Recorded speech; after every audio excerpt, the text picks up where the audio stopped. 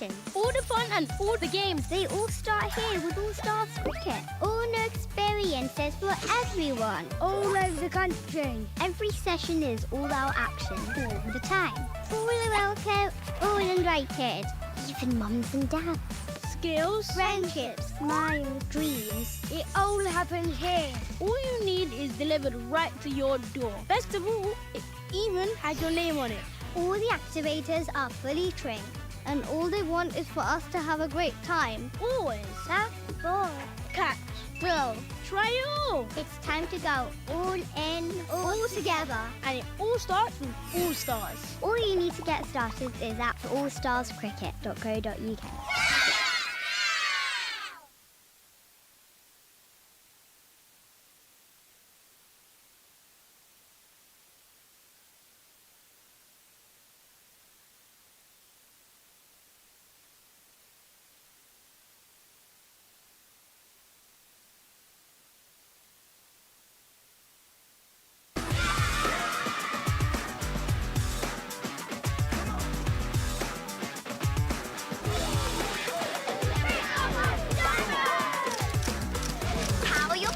This holiday at Dynamo's Cricket.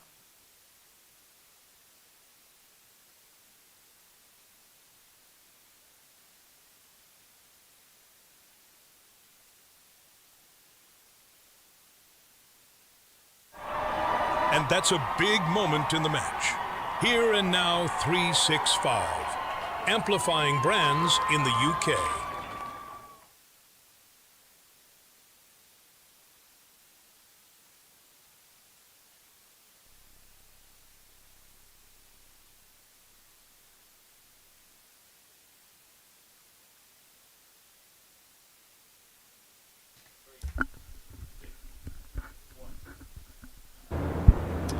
Morning all, welcome back to Lords for the final day's championship game. Middlesex taking on Derbyshire in Division 2 of the County Championship. The live stream here at Lords from Middlesex, brought to you in association with Daffabet. I'm Kevin Hand. Alan Coleman, the Director of Cricket at Middlesex, is alongside me, and Toby Rowland-Jones.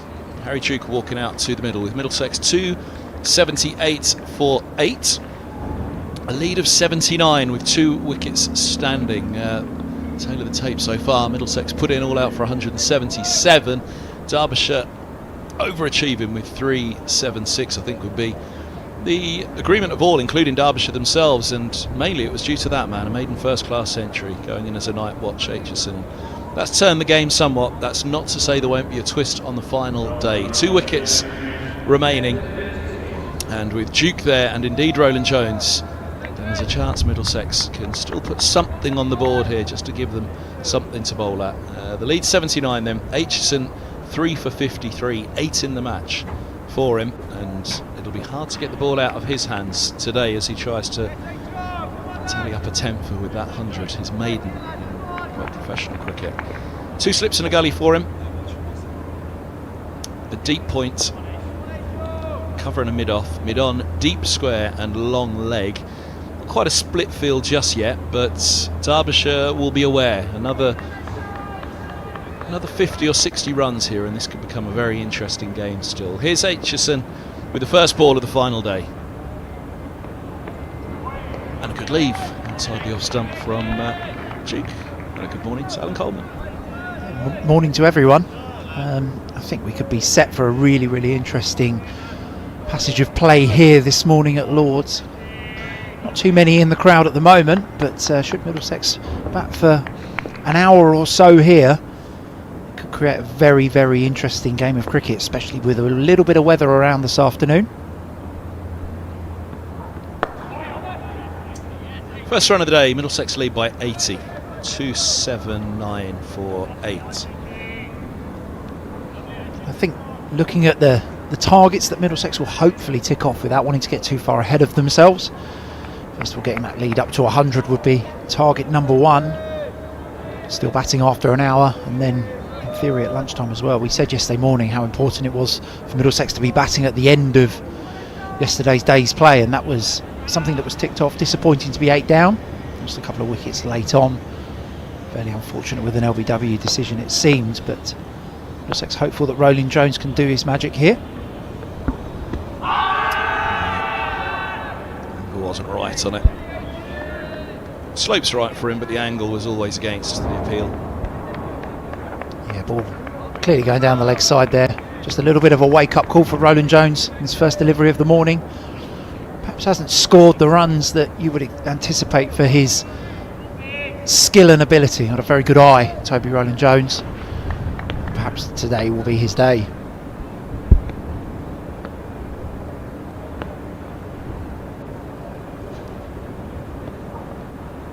Good leave. Survived chance last night, didn't he? And I did wonder, actually, it got quite dark quite quickly and then the rain came in, but just before it got quite as dark as it did and hauled us off. Do you think that perhaps Middlesex might have liked to stay out there yesterday evening just while Duke was in? Roland Jones had that little stroke of luck rather than having to come back this morning and rebuild, but where there is hope. Lovely shot. Just be a single. He hasn't gone too hard at it.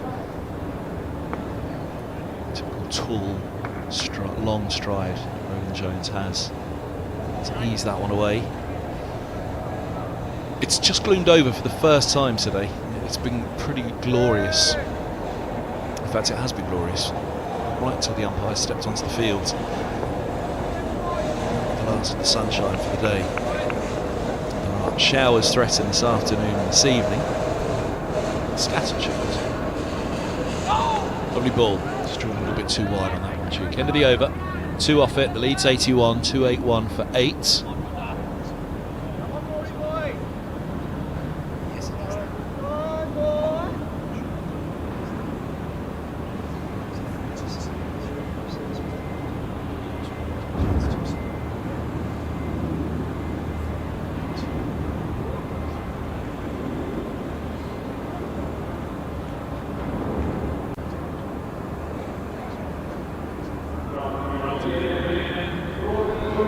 Hayden 258, 2 slips in place. Deep square and long leg. One of the big factors, or one of the short factors, is the boundary to the leg side for Duke here, and that's something that Derbyshire will be slightly wary of this morning. Again, they won't want to let a 30-40 run partnership get going here.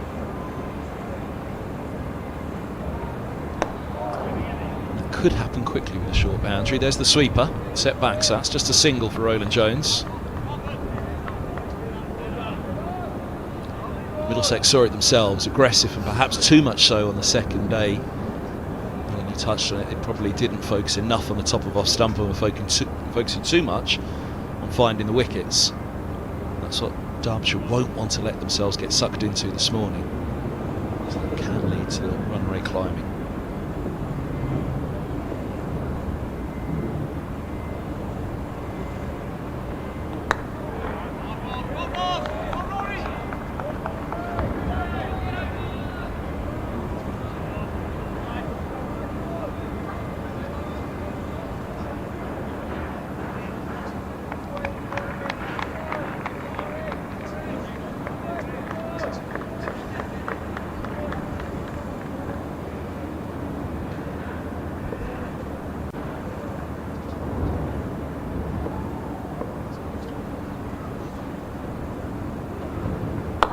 Full bunger, but watchful from Hayden. He didn't want from Duke. He didn't want that dipping in on him.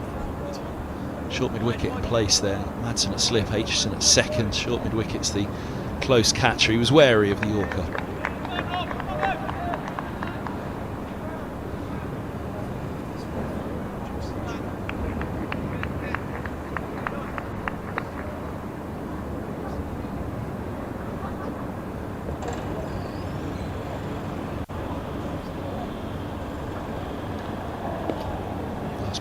Wary of the slope there, Duke. Just see here, Derbyshire, you said the word wary. Derbyshire obviously wary of the runs here as well, creeping up. Middlesex's lead is 82. Deep point in play.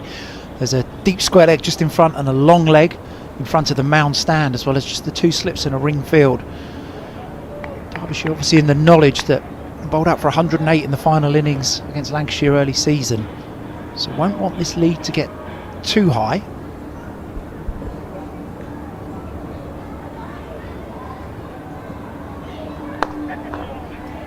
Single. And Middlesex will be in no rush here. Roland Jones might see a ball that he thinks has got to go, but Duke, I'm sure, will settle down with his last innings for Middlesex. Where he heads back, I'm sure he'd love to go over the 50, at least.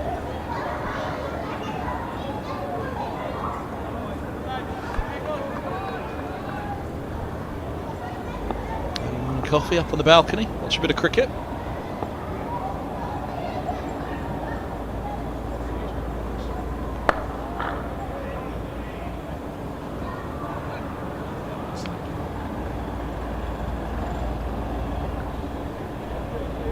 Two 8-2 for 8.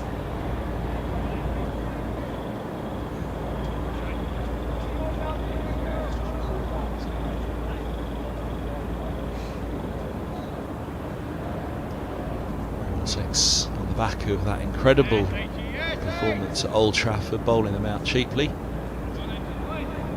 84 third innings, then going knocking off what could have been a tricky chase themselves, and Leicestershire 60 all out in their second innings. Extraordinary roam over in the game against Essex. There's a little bit of bat involved there, high as well as the suggestion from Duke on the back leg.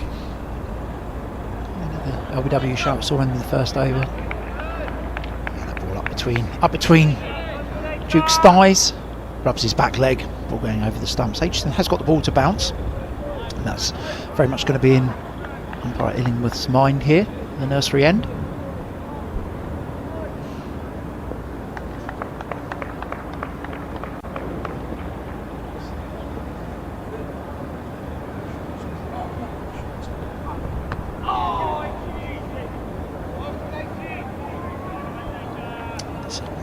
For Duke. Yeah, Middlesex will happily do this in 1s and 2s this morning. There's no need to focus or become transfixed with that short boundary. What sometimes happens as well with the short boundary here is it opens up runs on the other side, because teams do become a little bit too concerned with it and protect the short boundary. It means there's not only easy 1s but often an easy 2 into the onside, as you can see here for Roland Jones.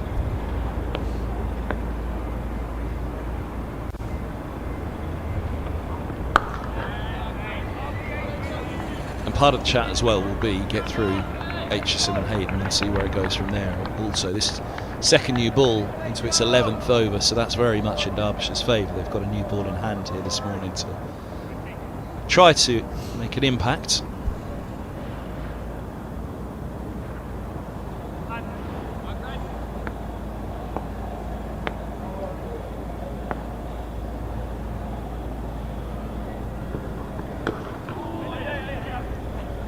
Single, that's well run. Far from timed as he'd have liked, Roland Jones, but well judged on the run. The inside edge, probably Middlesex's biggest run scoring, I wouldn't say shot, but method this morning. Seen a few of those squeaked away to the leg side for singles. Just demonstrates how Middlesex are looking to line up this ball, very close to the line of it, trying to cover the stumps as much as possible.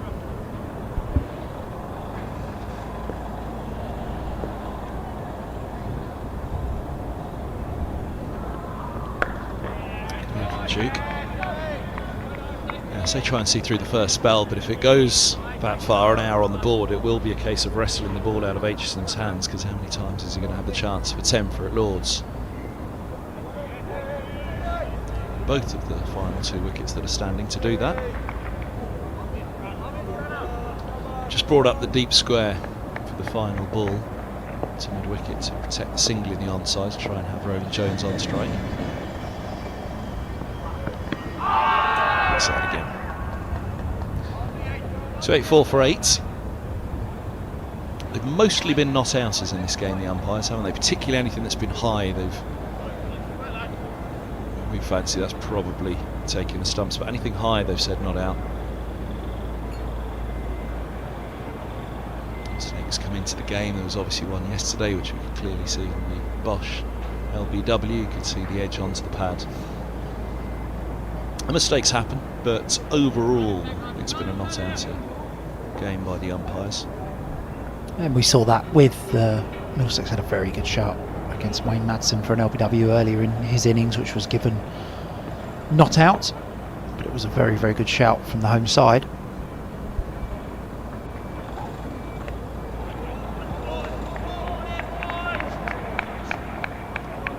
So 2 slips for Hayden to Roland Jones. You say he's not had the runs this year.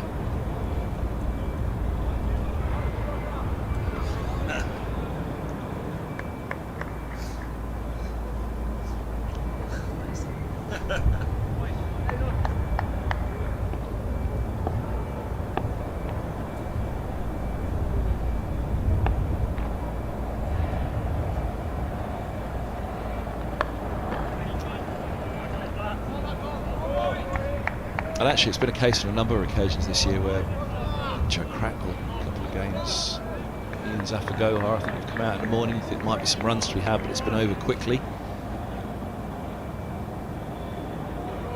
Will this be the morning where Middlesex do get a little bit of a rub of the green and Roland Jones finds his way back into the runs again?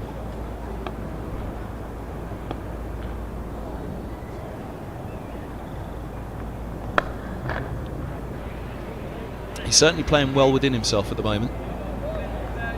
Different match situation. You might see a more booming drive from Roland Jones there, but it's just a gentle stroke, a watchful stroke. Well aware that Duke at the other end is the main man in this partnership, which means Roland Jones has to play within himself for that reason, but also the match situation. 30 or 40 runs, and it just starts to become a little bit of a game here on the final day.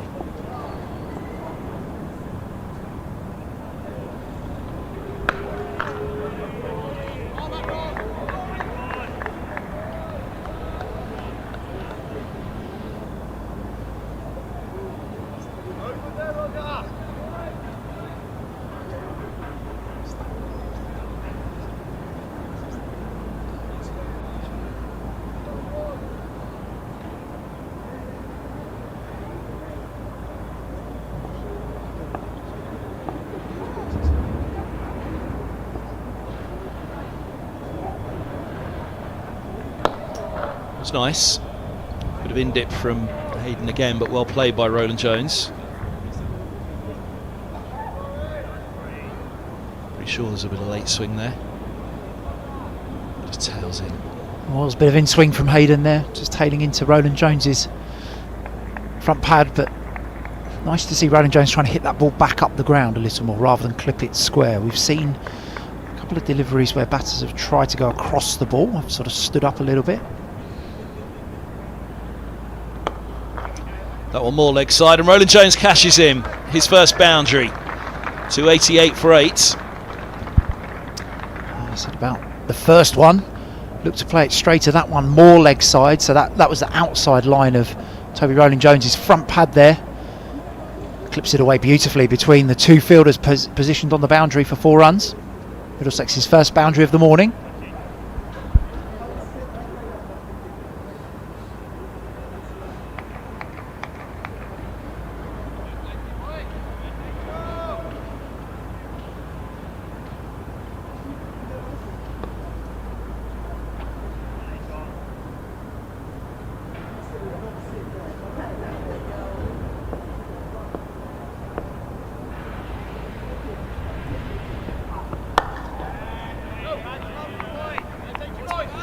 This morning so far they've come out and really lined it up, haven't they? Duke and Roland Jones. The focus is there, the determination is there this morning. They seem to be pretty clear in their mind and thoughts as to how they need to go about this, and that is to play straight and be respectful of these two bowlers. Not to get carried away with some sort of cameo.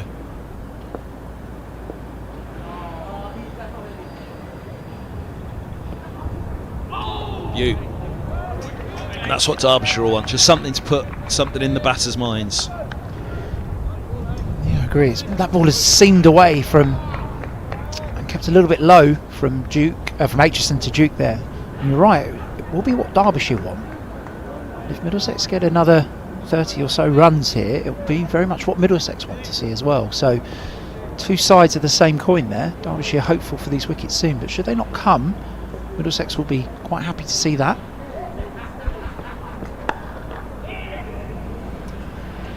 That's good. deep mid-wicket back.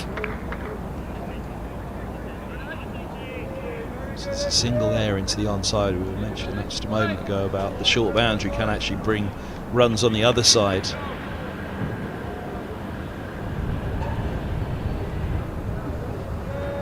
But yeah, it had just struck me that the ball hadn't appeared to have done too much for the first 15 minutes. So perhaps it's not quite what Middlesex want, bearing in mind that they have a chance to try and win this themselves. Now there's the first tempter that Roland Jones goes for. Bit of width, and that's where the short boundary came into his mind. Yeah, looks like everything came into his mind there. That one's nipped away down the slope from Roland Jones, so we just need to be watchful of that. But plenty of width offered up from Aitchison there. We saw Roland Jones have a big drive at his first delivery last night, which was dropped at third slip. Ball flew very quickly to third slip, and it was a difficult chance given how close the fielders are. Roland Jones showing his intent outside the off stump there.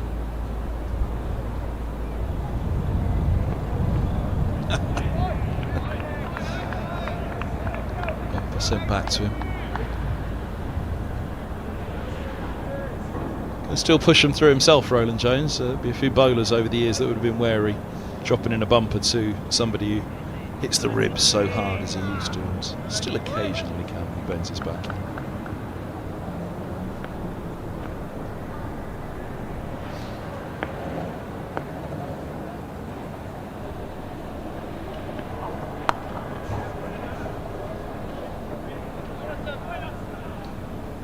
Single to end the over, 290 for 8. I think that's where watching Roland Jones over the years, you always used to get excited because you want to see an opponent hurt, but you could see batters were so terrified, but it was always on their mind, he is a bowler that will hurt you. Yeah, Bowles has always bowled what would be described as a heavy ball, hits the bat hard, hits the keeper's gloves hard as well, and does it from a slightly kind of awkward angle in that he is, when you look at Roland Jones's release, he releases the ball at 12 o'clock, if you imagine a clock face, so therefore the ball always feels like it's coming at the right-handed batter, and then he had the ability to swing the ball away as well, so created real problems with that angle of release for batters, as well as with the pace that he did bowl at. So in Test cricket, in the games that he did play, far too short a Test career for the bowler that Toby Roland Jones was in that period through injury. But he was, he was mid to late 80s, wasn't he, in those games, especially against South Africa. So yeah, very much could do some damage. Still can in the wickets column.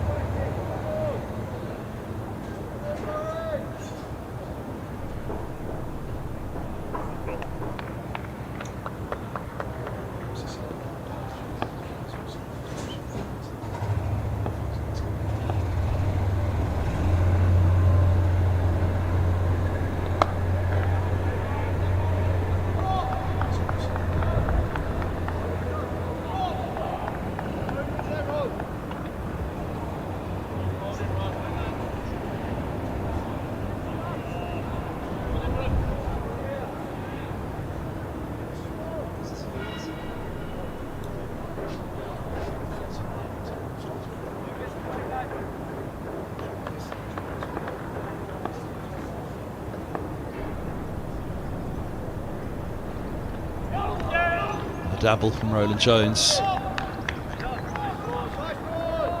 Hayden showed this ability to take the ball up the slope here.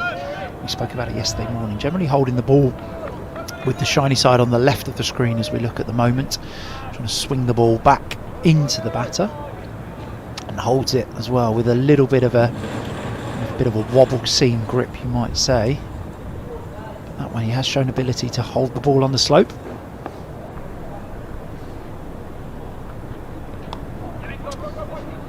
Away fine, and that is going to go, I think. It's a hard chase being given, and it's a hard chase that will not be won. The boundary for Roland Jones. Well chased down by Potts. Roland Jones just down the pitch there, just saw a little shuffle down towards Potts, just towards Hayden, sorry, just getting a little bit closer to that ball. Thick outside edge, well under control. That ball just rolls along the floor there. And Potts did some great work, but just unable to cut it off on the boundary. Takes Middlesex to 294 for 8.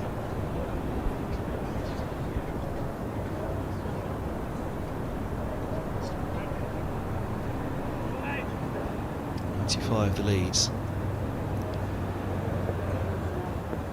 Just makes third slip a little wider here for Duke.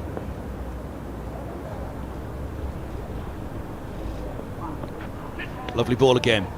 Really good from Aitchison. Yeah, what a game the Derbyshire man's having. Angle into angle into Duke, nips that down the slope. Middlesex's on-loan wicketkeeper does well to miss it. Beautiful piece of bowling. What a game he's having. Reminds me a little bit of, some of the boys talk about a game that Grant Stewart had for Kent against Middlesex. I'm trying to forget that one.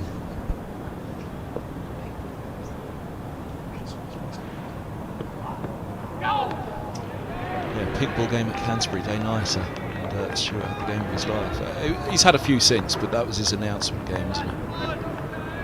He got wickets, he got runs. Nobody else could seem to lay the bat on that pink ball when the floodlights came on. Grant Stewart seemed to be playing a different game than everyone else, and you could say that for Aitchison. 8 wickets in the game, 100 runs. Catches them at slip as well, doesn't he? He's got a good role in this Derbyshire side.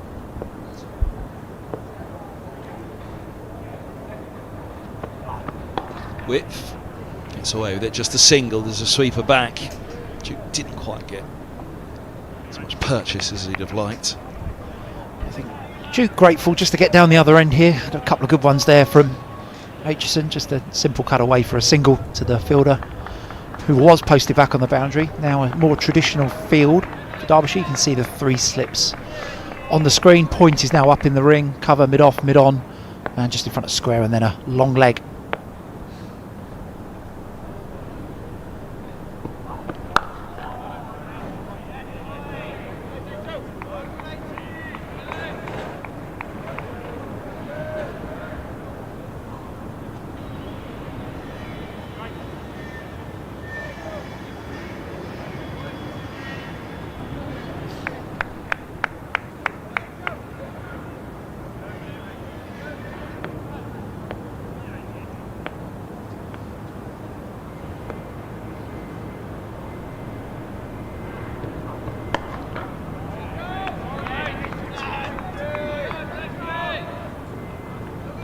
Sky's pretty clear at the moment in terms of rain, but this afternoon this evening scattered showers forecast, a glimpse of blue here and there.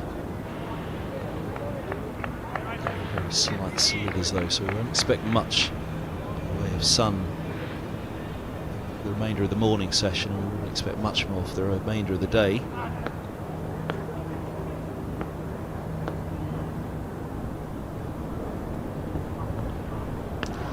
Another tempter, resisted, 295 for 8.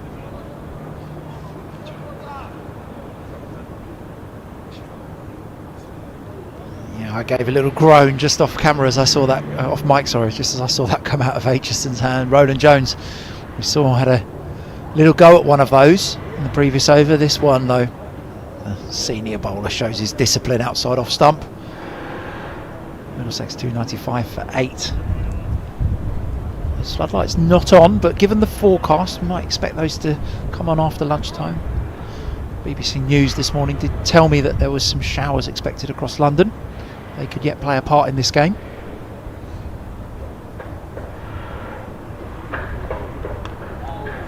Inside edge onto the pad now.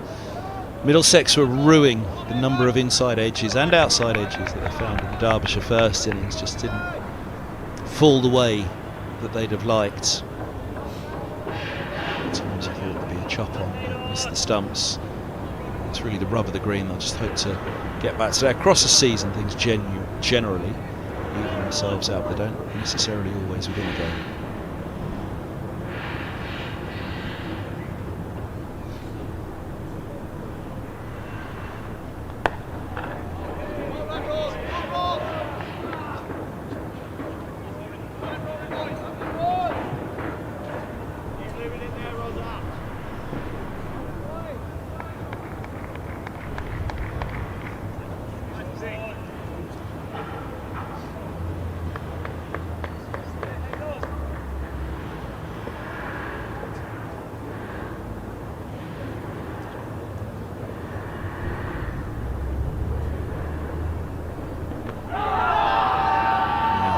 Slope means that the angle of that ball in coming back in can't be too great. Looks like it's been given runs as well. We might see on here. Not sure if Duke has got an inside edge on that or not. That ball nipping back down the slope, hit him high on the thigh pad. This is never going to be out, LBW. But it looks like Duke's been the beneficiary of a single.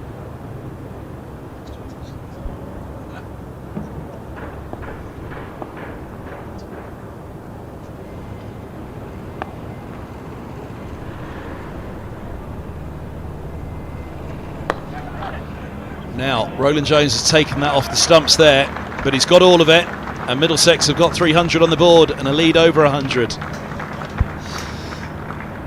Just off, Mike was on the table there, and as Roland Jones wandered down to clip that, I said, oh no, as it's come off his back, because I thought that was going straight to the hands of the catcher at mid-wicket. It's actually evaded him to the left-hand side, takes Middlesex up to 300 for 8 now, and Roland Jones on to 18.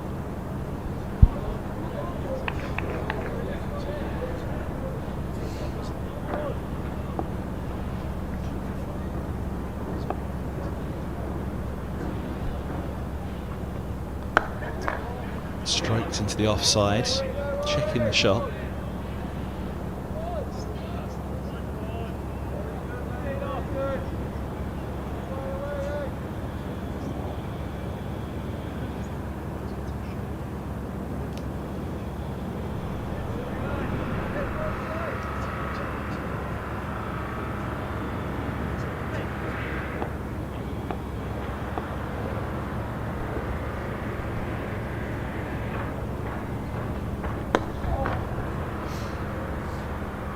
Dot to finish.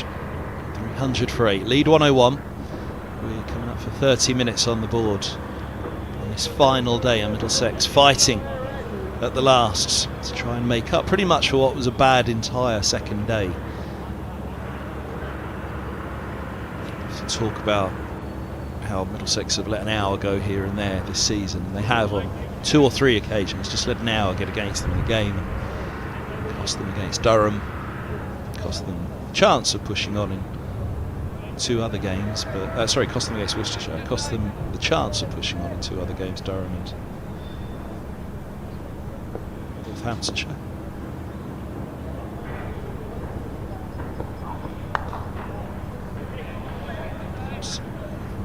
Associated with Middlesex will admit it was a bad day on day 2, but the fact that they're still here fighting on the final day. A bit of an in-swinger here from Aitchison. And that ball back into Duke. I can't help but think about David Nash's batting when I watch Duke. Duke's shorter in stature, gun and more bat, scores well, square of the wicket both sides. Does remind me of Middlesex's former wicketkeeper.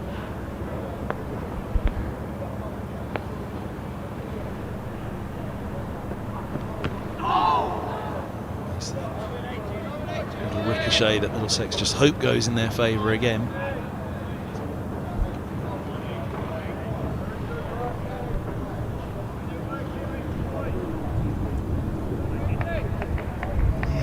Big thick inside edge there from Roland Jones.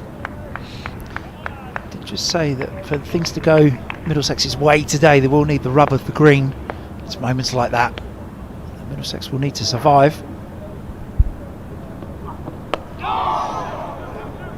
Straight line, they'll get a couple here, backward a square on the leg side.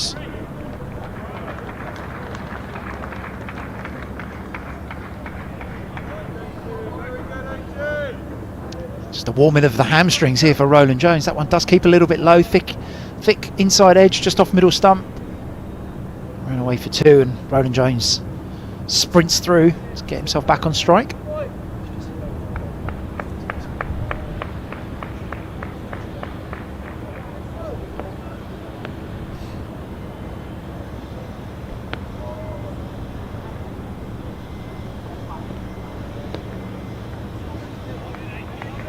Saw that gesture there from Roland Jones.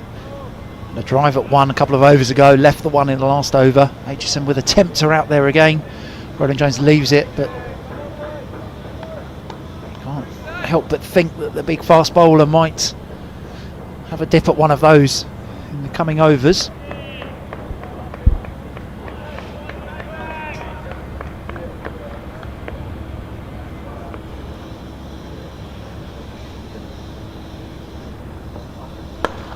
Nice shot. Down the ground it goes. I don't know whether there was a fingertip on it. He didn't get all of it either way. And turn for 2 and settle on that. Just retrieves.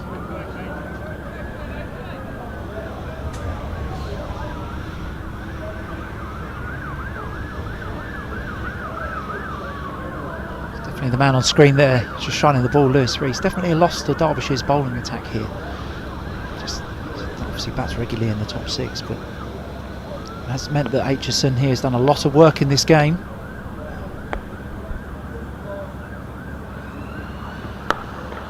Well bowled or played. See in behind that one, Roland Jones to finish the over. 5 off it. 305 for 8. The lead 106. Here's Duke's game. Yeah. Could replace those 4 less at the top with Nash, couldn't you? You could, very. It's just disappeared. Hopefully it'll come back on, but you could just see the blue lines there all square over the wicket, the boundaries, the singles. So the straightest was, as we saw, a little drop into the leg side up to mid-on for the single. Nothing straighter than that. You often see that with shorter batters, don't you? They score heavily square of the wicket, used to the ball being shorter. You saying Nashi was short? We're going to see, as we come off the wagon wheel, we're going to see a bowling change here. Potts is going to come in, but this is Roland Jones. You see the white 2 that we saw down the ground. I think outside edge through third man. But you would expect as Roland Jones's innings progresses that does show a bit of some straighter scoring areas than we might see for Duke, who is on strike to Potts. Joins the attack from the pavilion end. Slightly different challenge this. Potts is running hard, isn't he? He's bowled with aggression and intent in this game.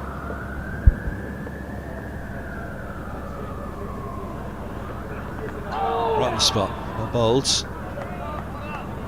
Back down the slope. I'll get the single down to deep backward square, but that's just about where Potts will want to be. It straightens from there and there's trouble. And there's a little game of cat and mouse that's going on out in the middle. Duke thick inside edge onto the pad there.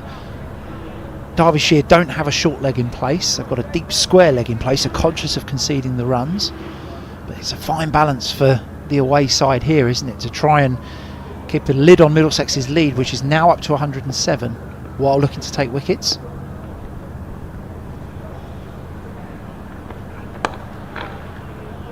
More flow in that drive from Roland Jones. And this will be a little bit of a test for Middlesex, just to remind themselves you've got to get yourself in, not only for your own innings, but new batter, the new bowler comes on, early change, 30 minutes in. You settle yourself in against change your bowler as well, because Potts certainly possesses some qualities as well.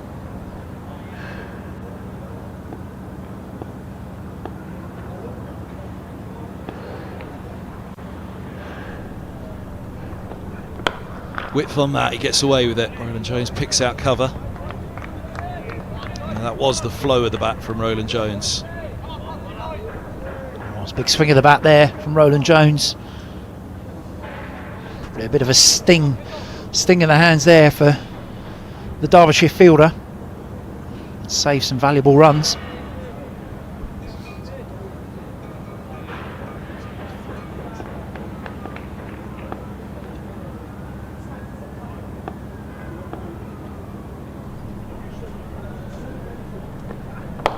Lovely shot. Down the ground it goes. That's a really nice chunk of the bat from Roland Jones. He moves to 111. We spoke about the flow of Roland Jones's bat in the previous over, and there it was on full display. Doesn't get much straighter than that for a straight drive up to the pavilion as the ball snakes towards that boundary rope. Well evaded by the bowler and by umpire Widdop there. 4 very valuable runs up the slope for Middlesex.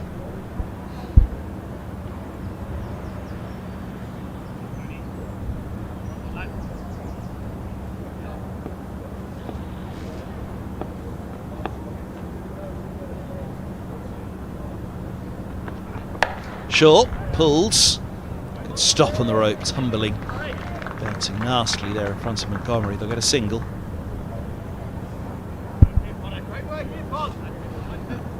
Those arms have definitely loosened up from Roland Jones.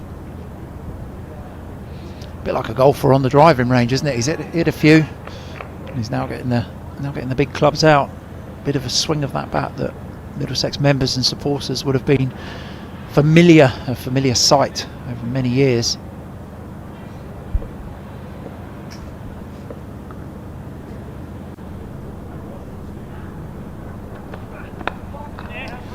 Now, this is a hard chase. It might just hold up.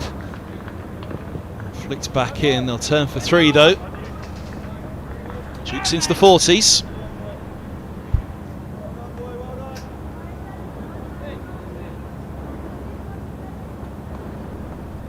That's the end of the 98. 314 for 8. The lead's 115.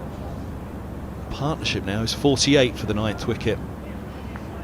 Well, on the second morning you said to me the game's quite clear for Middlesex. Whatever Derbyshire score, Middlesex have to match it, and then they've got 177 to bowl them out. They're a long way off that yet. They're just about giving themselves a chance now. Sun's out at Lords as well. Won't be for long.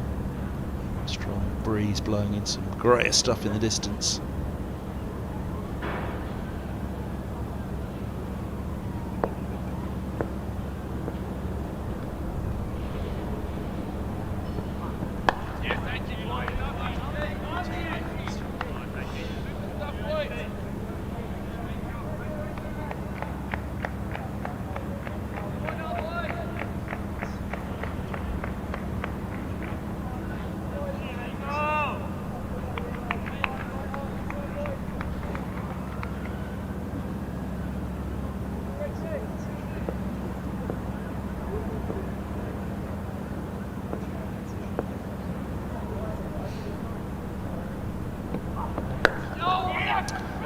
This has to be quick, and it is from Duke. Yeah,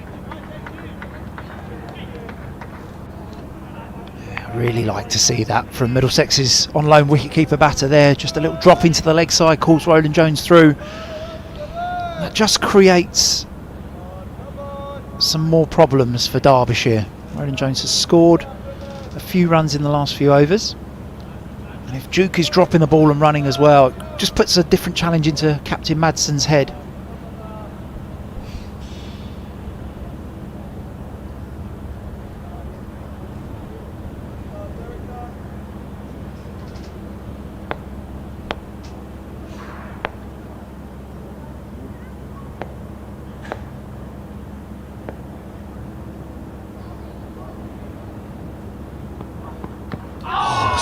That was nearly through. I thought he was gone.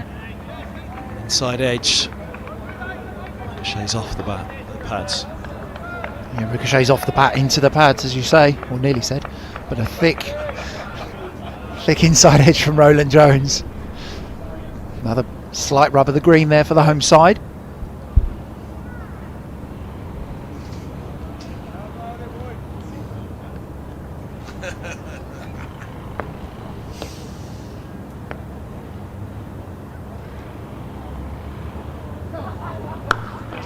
Just want me to try and say ornithological again.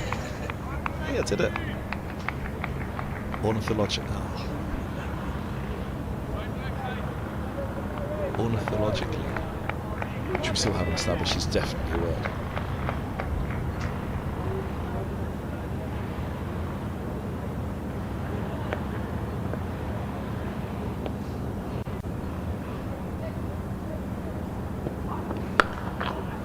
bite on that one, hits on the splice.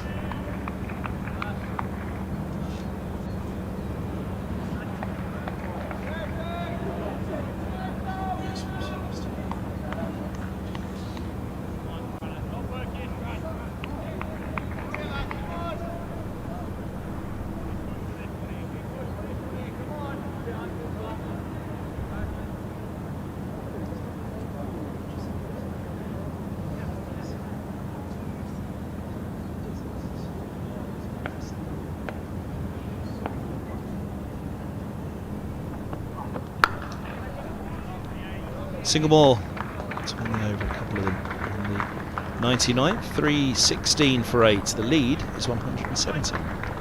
You do wonder how many more Aitchison is going to have from this nursery end. He's bowled 27 overs in this innings.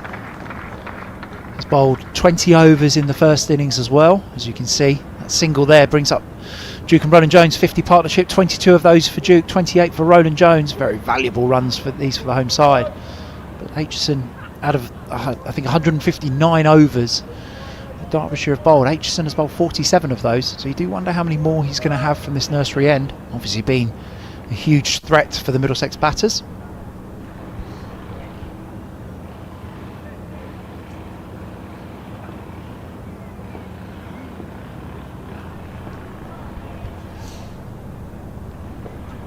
Oh, he's edged it and gone. Gone for 28, Roland Jones. Couldn't resist, went for another of the big drives. Potts has his second. 9 down now with the lead 117.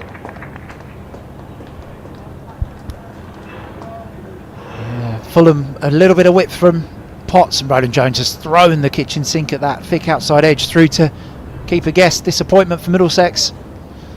50 valuable runs in this partnership. That ball's flown through. Middlesex 316 for 9.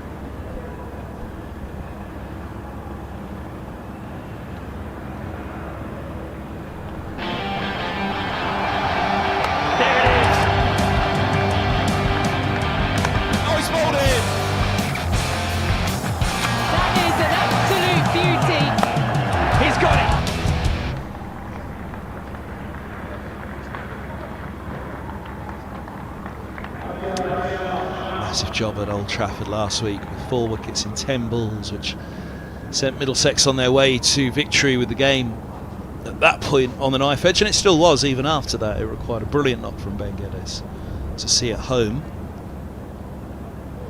Job for Sharma now with the bat first to give he and his mates something to bowl at.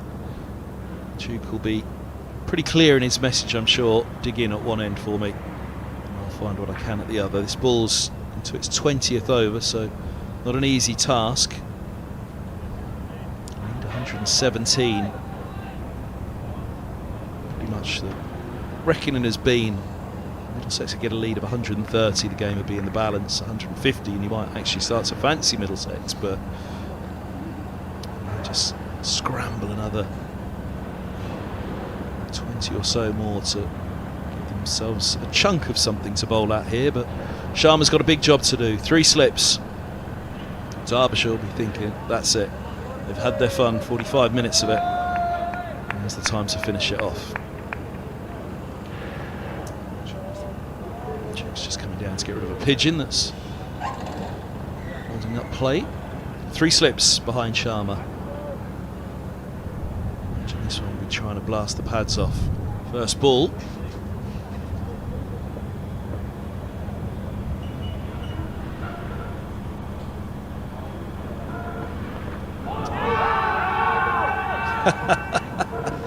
They're appealing that took a little bit of the bat on the way through as he left it. I think it might be hard for us to see here, but just a little bit of arm guard maybe on the way through. There's a definite appeal from the cordon there. The appeal was quite short-lived as well, so definitely a noise on the way through. Probably not glove. Excitement as well that will probably be echoed in the Middlesex change room. We talked about it just getting a little bit lower this pitch, but good bounce there for Potts. Here's the one that tries to blast off the pads, but it goes away fine, and it's 4 more. The lead's 121. Sharma off the mark, and we've spoken about that inside edge already. Just looking to play a forward defensive, very, very fine, and that skips away. Bashir not able to cut the ball off. 4 to the Middlesex total.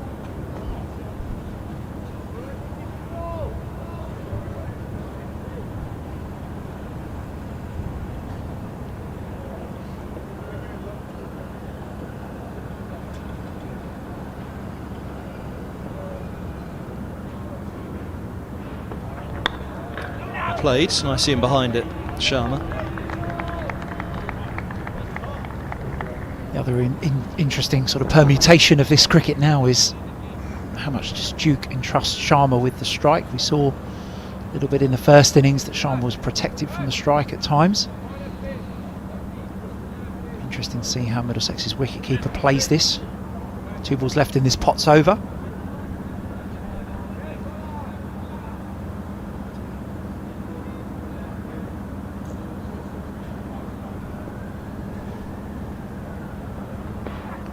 That's trouble, and he's gone. Nips back in, beats the inside edge, and Duke doesn't get the chance to get back onto strike. He's left on 43, 320 for 9, 320 all out, and the target's 122. Yeah, nip back from Potts into Sharma's front pad there. Pretty conclusively out, you would say. Disappointment for Middlesex to lose 2 wickets in the over. But the task is pretty clear for the home side, and there it is at the bottom. Derbyshire need 122. The clouds have come in, and Middlesex won't think this is a lost cause at this point. Well, we'll find out in just under 10 minutes. We'll take a break here in the change of innings. 122, Derbyshire. A few high fives, arms around each other there as they go off, and they have been in the ascendancy in that sense since that second morning, but Middlesex just given themselves a fighting chance here this morning with that addition of nearly 50 runs to the overnight score. 122 it is to win. Join us back here on the live stream in just under 10 minutes. The live stream from Middlesex brought to you in association with Tafabet.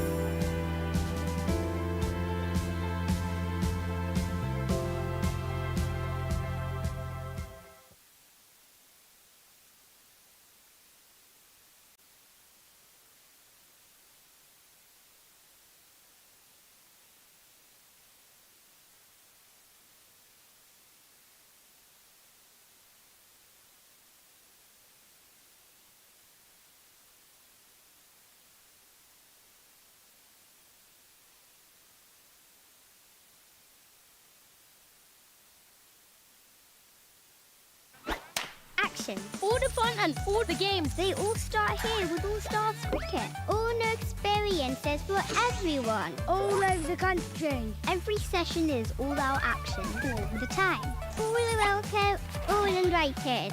Even mums and dads. Skills, friendships, smiles, dreams. It all happens here. All you need is delivered right to your door. Best of all, it even has your name on it. All the activators are fully trained. And all they want is for us to have a great time. Always. Have fun. Catch. Thrill. Try it all. It's time to go all in, all together. And it all starts with All Stars. All you need to get started is at allstarscricket.co.uk.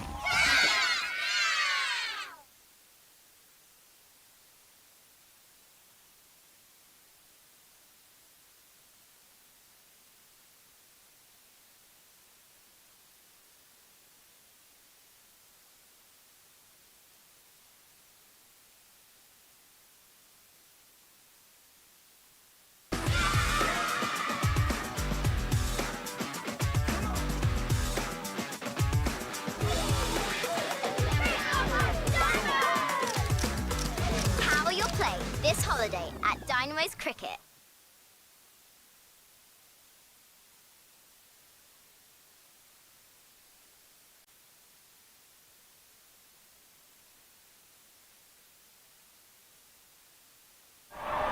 And that's a big moment in the match. Here and now 365. Amplifying brands in the UK.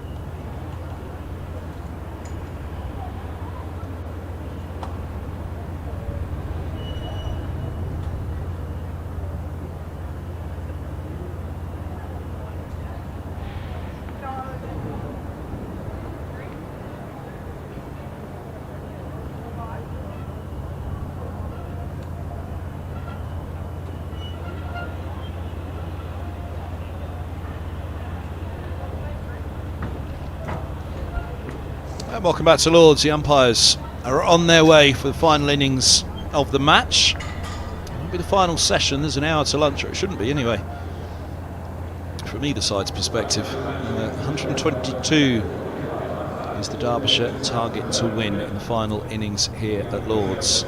Middlesex in a big huddle, as you may have just seen on the stream there a few moments ago. Roland Jones and Higgins marching purposefully to the middle, deep in conversation. Likely to be an hour of those two before lunch, and a fair chunk of it just after the interval as well. So Middlesex will hope that their main men can do the business, but they've got Bosch in. And Navia Sharma, well, you can't rely on youth every week, but he did produce something special to put the game in Middlesex's, will give Middlesex a chance at Old Trafford, which they did go on and take. The chance this morning, probably for the home side here, is a couple of early wickets just to get an early jitter going through the visiting batting lineup in the chase. Of course, Derbyshire will have very different ideas. They'll try to take the mentality that 177 in the first innings, but it's 200-300 scores thereafter. So settle down, go quietly, confidently about your work. But probably try not to get in a toe-to-toe scrap with Middlesex here, I guess, will be the Derbyshire mindset. Yes, won't want to be negative by any stretch of the imagination. Derbyshire will want to look to score. We'll also just be conscious of momentum and taking a bit of sting out of this. Be very wary of that man on the screen, Roland Jones, and what he can do. Suspect a little bit of fire in his belly after his innings and his dismissal. Here he goes to the first ball. 3 slips in place, and it's Kame on strike as the chase begins. And it begins on the spot from Roland Jones, on the spot from Kame as well. Nice solid forward defence.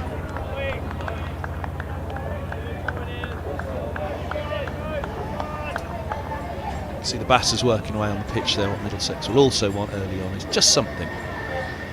Ball to straighten or jag back in sharply, something that really puts some doubt into the batter's mind early on.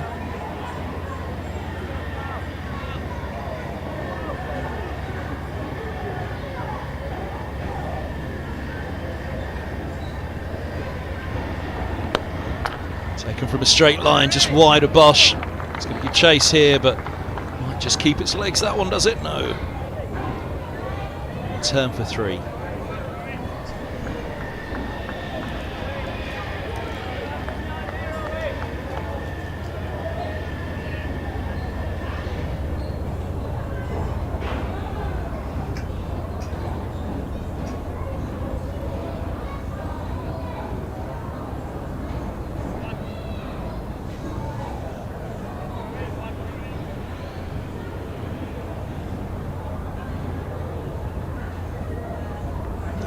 The pads off delivery from Roland Jones. What's he got?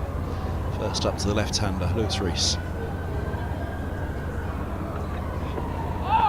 Is it across? Good take from Duke. Tumbling. Couple of slips in a gully. Deep backward point. Crucial down there. Just out of sight behind the umpire on the boundary. Safa Gohar. Likely to have much to do with the ball, but crucial role on the ropes. It's a short boundary, he's got a lot of ground to cover. Another tempter left alone.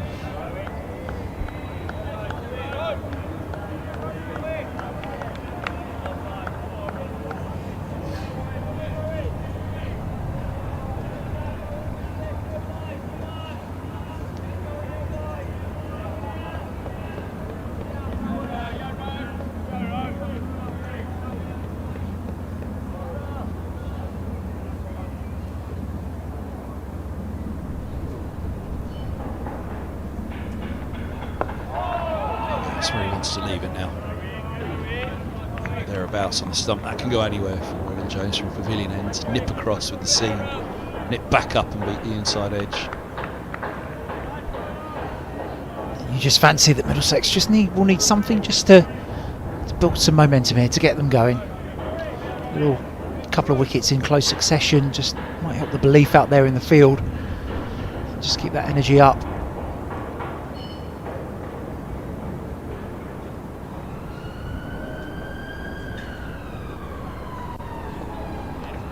Particularly get up outside off. So something that Derbyshire will have to keep in mind as well. It is a day 4 pitch now. Where's the bounce? Where's the stuff is playing? 3 without loss to the opening over. It's going to be Ryan Higgins from the nursery end. We would expect pretty much an hour of Middlesex opening pair here. 8 overs apiece.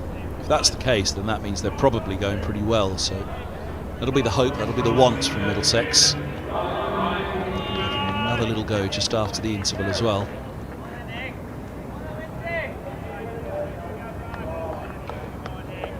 And with the ball.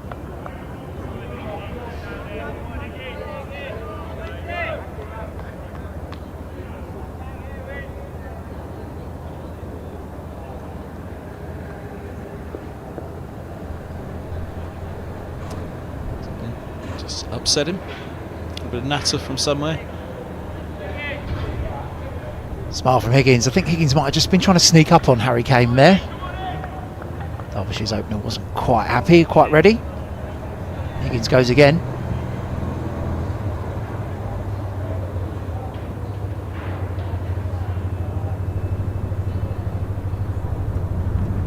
Oh, sprays it. First ball. Clearly going for an effort ball. Bit of a loosener from Higgins. That is a gift that Middlesex can ill afford here. Higgins asking that one to do far too much. Down the slope. Actually nips away up the slope as well. Duke diving away. Very harsh 4 byes for the Middlesex wicket-keeper to concede there.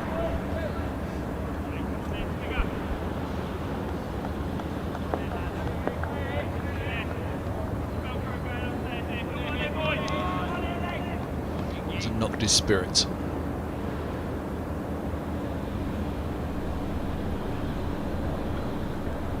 Close again. Good take by Duke.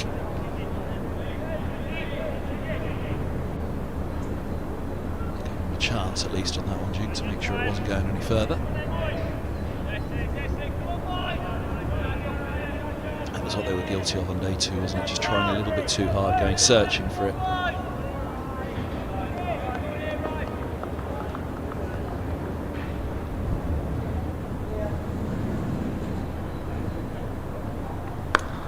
That's what he's looking for. And the shape was there as well. And this is exactly where Ryan Higgins and Middlesex need to settle in for a period. Way swing, ball moves down the slope, hits the splice of Harry Kane's bat as he pushes forward. Middlesex will be very, very happy there. If Ryan Higgins can bash away at that length.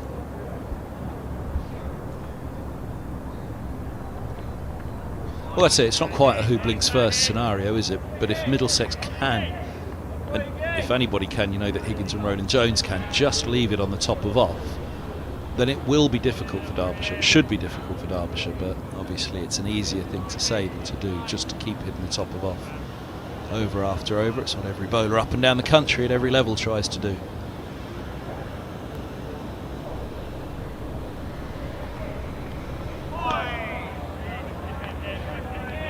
So a bit of swing away from Higgins there, and that one has nipped back up the slope and carried through to Duke. So plenty of encouragement.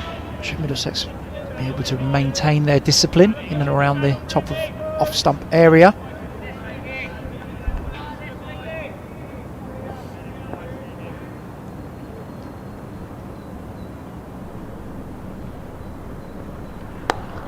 On the back foot, that's nicely timed. Wasn't the worst ball in the world, but pick up at least a couple for it. Bosch gives chase. They'll turn for the third.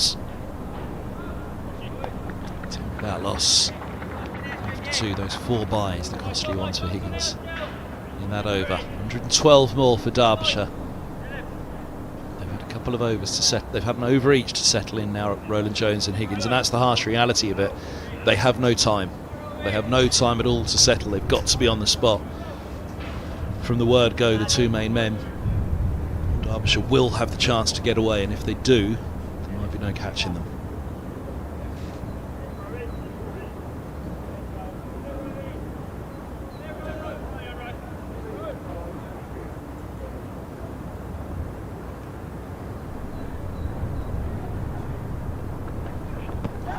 Now, That's rattled around. Was there an inside edge? First piece of encouragement for Middlesex. Big inside edge on that one. Correctly identified by umpire Simon Widdop at the pavilion end. And a nice shout for Middlesex. Just gets everyone going.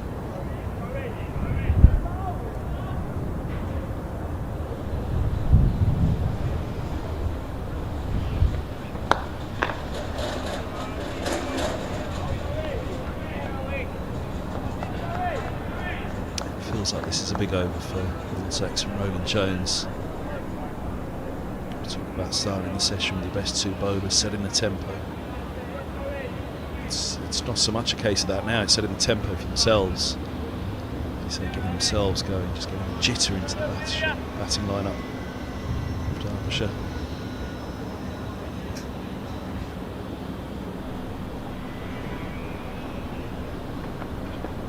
Beautiful. There we go. Nip back, on down the slope, up the slope indeed. Roland Jones will feel in the game now, and so will Middlesex. Certainly will feel in the game now. Saw an inside edge onto the pad and a LBW appeal. Push up to mid-on, second ball. Roland Jones getting that third delivery to move away up the slope from Kane. Looked like a little word from the Middlesex bowler as well after.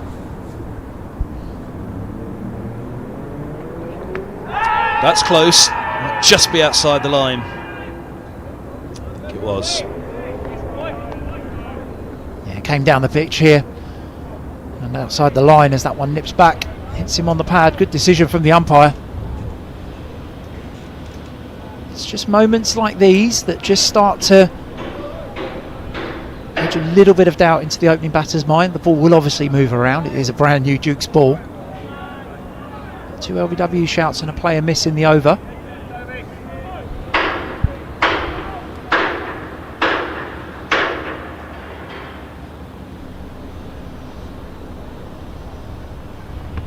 And again, now that's closer. You could see a little bit of leg stump there. Roland Jones looks quizzically back at the umpire. Was it just sliding? Yeah, another shout. Third of the over from Middlesex. Ball's going down the leg side there. But another appeal. Three shouts in the over. Obviously the first one was hit, but they say it in club cricket, don't they? 3 appeals. And you generally get the third. Middlesex have had their three in this over.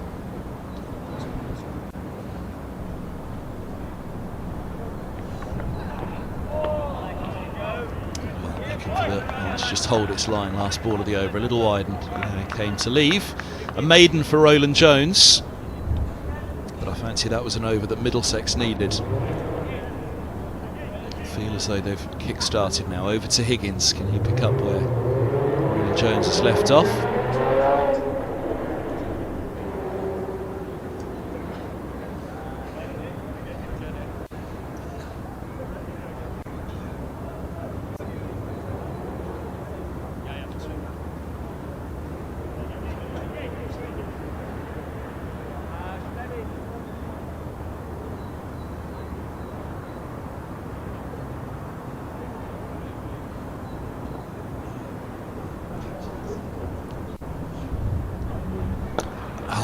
Goodness me, that came sharply back in, and Reese had to get something on it. He has a single.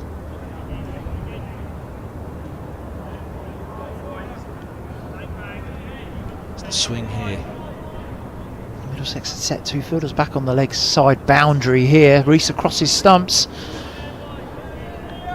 Higgins knows that was, if Reese didn't get an edge on the inside of the bat on that, it would have been a very, very good shout.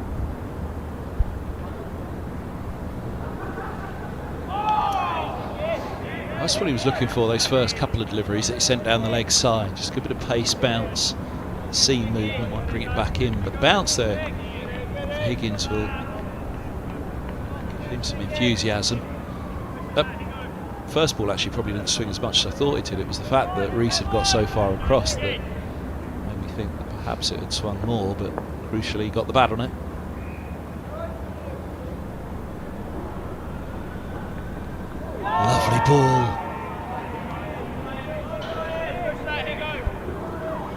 Yeah, live it had every sort of indicator that there might have been a fine nick on that as it went through. It's way down the slope from Kane, carries through to wicketkeeper Duke, but no luck for Middlesex. But you feel this has been a period of 8 or 9 deliveries where things have just started to happen for the home side. It was a slow start, wasn't it, the opening 2 overs, but on the money now. We are unlikely to see a glimpse of sun potentially for the rest of the day. That will be in Middlesex's favour as well, but crucially that run rate, you've got to keep it down because you just need to keep Derbyshire out there as long as, searching for as long as possible. So as we've seen, there are balls that will do enough for Middlesex to find wickets here. Obviously want those couple early as well, just to get them going and to put that down into Derbyshire's mind that they mustn't try to go about this quickly. They can get away from the side, even when they're in with a chance. A few edges race away and that run rate gets up.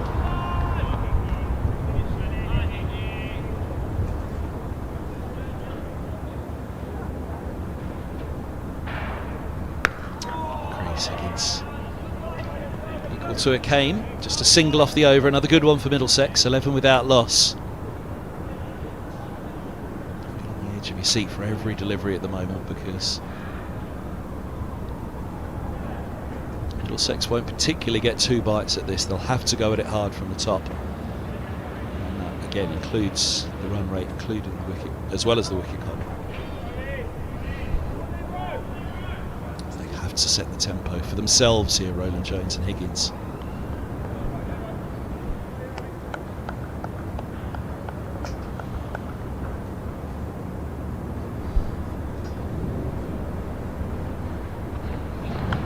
Big side on that. Sharma's down there, it'll just be a single.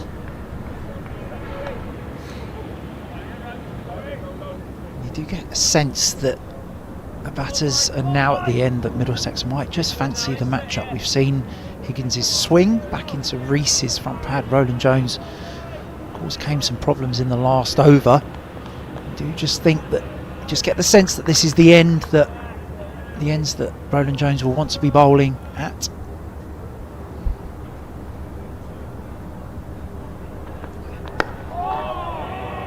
Angles it in, first one.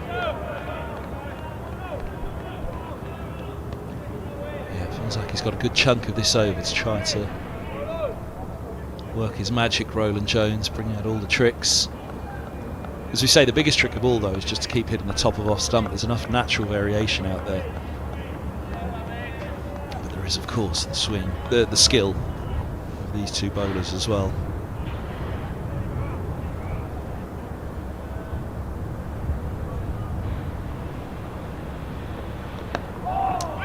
Top of off again, the inside chunk of the bat brings the single.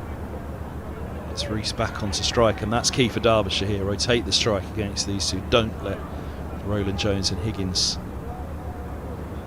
settle into a groove, and they can almost see that grimace in the reckon part there as got the single off the inside edge.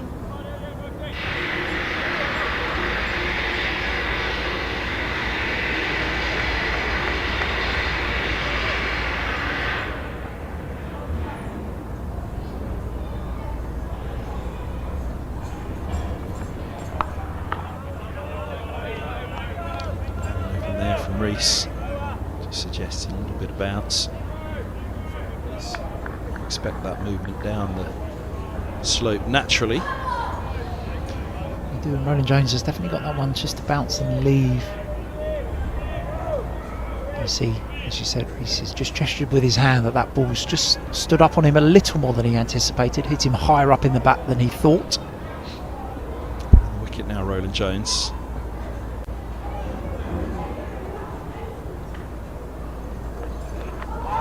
Alone, left on length. Unfortunately the bounce was true. I was just about to say around the wicket.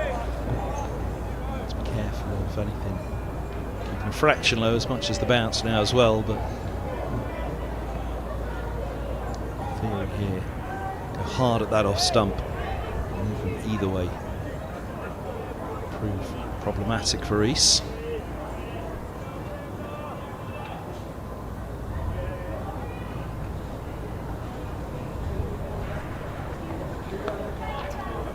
across there to work that fine for the single. Ends the over. Rees keeps the strike. He has 3 from 9. Derbyshire 14 without loss after 5.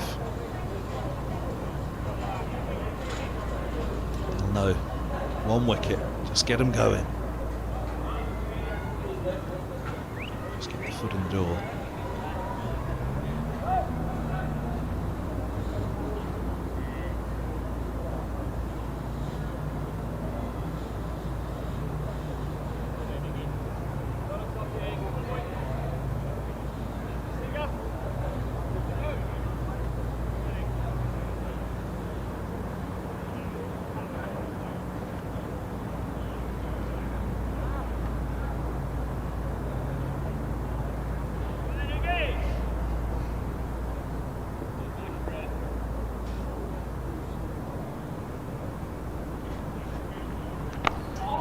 Wicket Higgins as well now to Rees.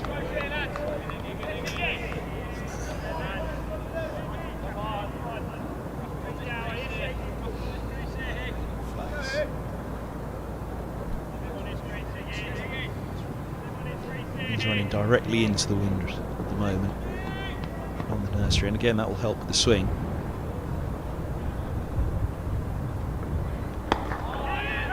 Scampered, Roland Jones with the throw, and they're through. Yeah, that's going from behind the pavilion towards the media centre. That's what Higgins is running into.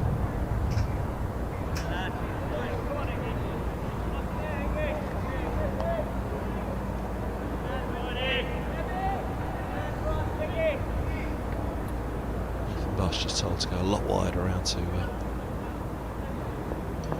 deep backward square than long leg, fine leg as he was. That's why, straight to him. Looking to blast the pads off again, Higgins, but Kane turns the single.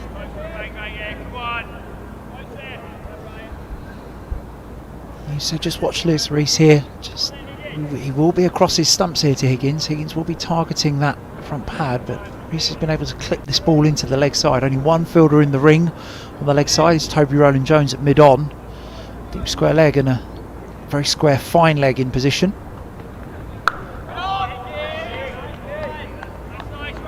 You just see, well, you just can't see the square leg on screen. Just dead square underneath this where the scorers are sitting, as you can imagine. You can just see Navia Sharma down at long leg in front of the tavern stand there, the very left hand side of the screen.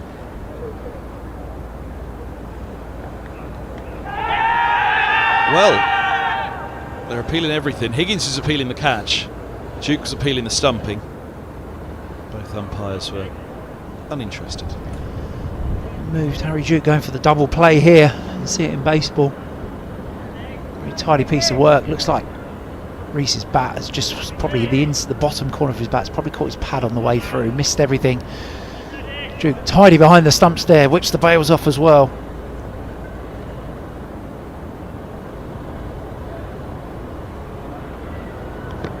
Now, how close? I think he's outside the line of off. Higgins is imploring umpire Illingworth, but I reckon he's just got outside the line. We did speak about Rees being across his stumps. We'll see. Oh, maybe umpire's call there. Just a little movement after. See, after this hit Rees, you see the little shuffle outside off stump, and that's perhaps the bit that saved him. There we go. Front and back pad. Did it clip both? I think it did. I think it did clip back. Very, very good shout from Middlesex there. Yeah, as you say, probably umpire's call if it goes upstairs, and umpire's call, and that one was not out.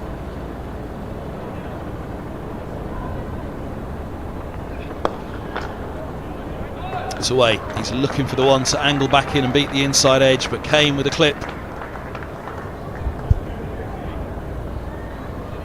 Perhaps a touch straight here from Roland Jones. He's been a real threat to Kane around the off stump. That one drifting in, trying to find the pad, but beautifully timed from Derbyshire's opening batter through the mid-wicket region for 4.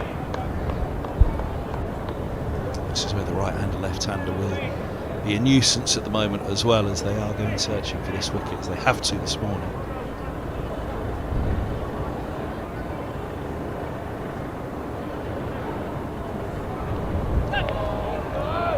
Hold its line with bounce as well.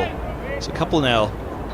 Came noting it was rested in the last over from Roland Jones that there's a lift there for the Middlesex seamer.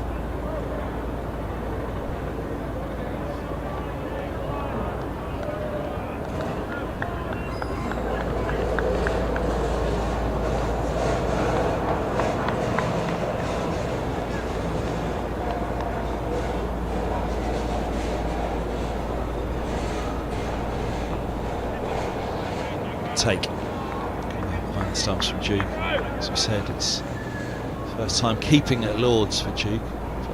Only second time keeping against this attack, so it's a double whammy for him, really. Big challenge for keepers at Lords, as we always say. Usually if you're a visiting keeper coming here for the first time, you've at least faced your own attack before. Duke certainly had it once.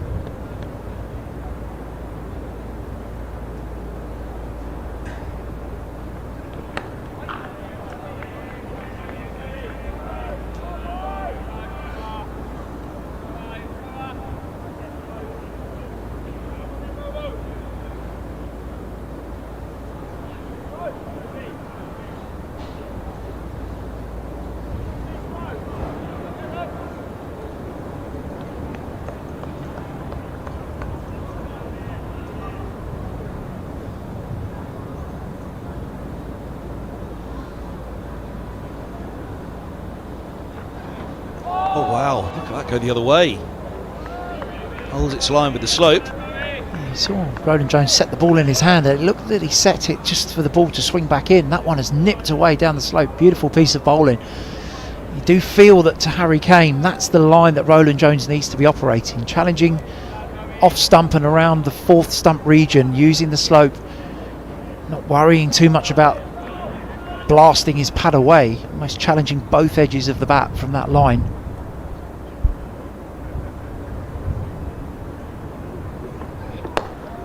Again, tumbling stop by Bosch. Had to be sure about his work there, and he was. 4 to start the over, but then Roland Jones has recovered it. 20 without loss after 7. Derbyshire need 102 more to win. Middlesex will fancy they probably need 3 down at lunch, minimum 2 to be in with this one. There's 35 more minutes until the interval. If they could have them 3 down at lunch right now, they would definitely take that.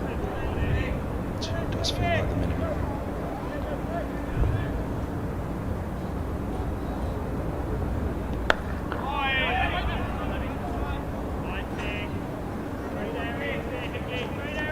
So with the deep square back, so a lot of the times, Middlesex not with a lot of runs to play with here, but a lot of the times you'll see a right armer come around the wicket to the left hander, particularly here at Lords with the slope slipping to the left of your screen. Will be a mid wicket catching.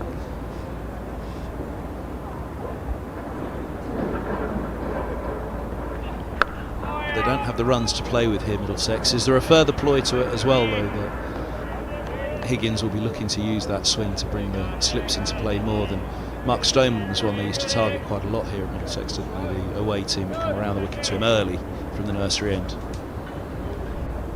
I think Higgins will feel that this line challenges both edges of Reese's bat. He can get the ball swinging back down the slope into his front pad. Just like that. No is the call. Higgins fancied that Rees had gone a long way across. LBW is difficult. Difficult from this angle. Umpire Illingworth, I think, suggesting that that ball is going down the leg side.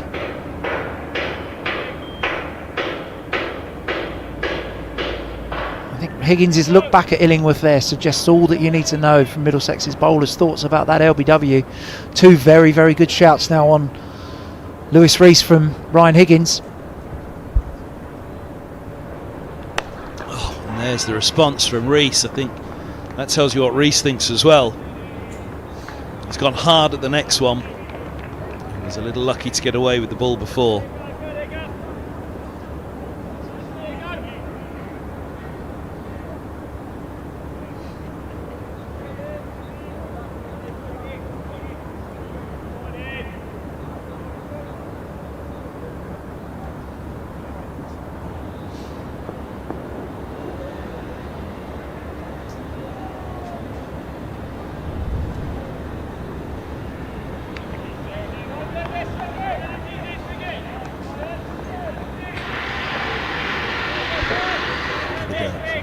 his crease as he walks back through.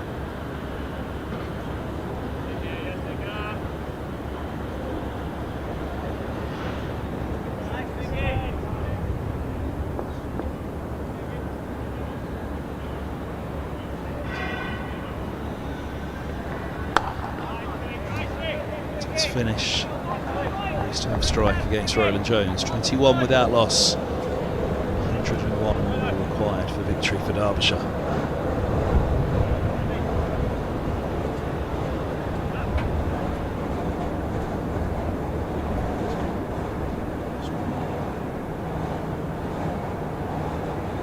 There's the two big shouts that Higgins has had against Lewis Rees. Only just outside the line here is probably the thing that's saved. There's a beauty from Roland Jones there, just slipped in. Yeah, it's always nice to see a good ball from Roland Jones as well. Tight. Knows the early shake of the heads. Heights. Perhaps we've seen good bounce from Roland Jones from the pavilion end. Pitch is in line. I think we'll let the pitchers do the talking here. And a bit of disbelief from the Middlesex lineup, I think it's fair to say, and I know we are supposed to remain impartial. Pretty hard in this instance to see what more Middlesex have to do.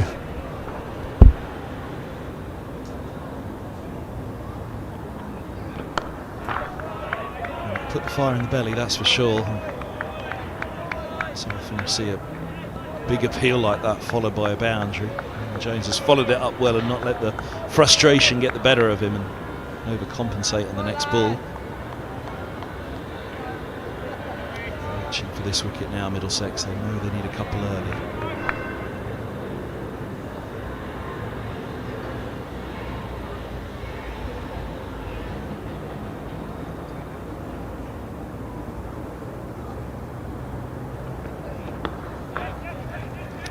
Just the single.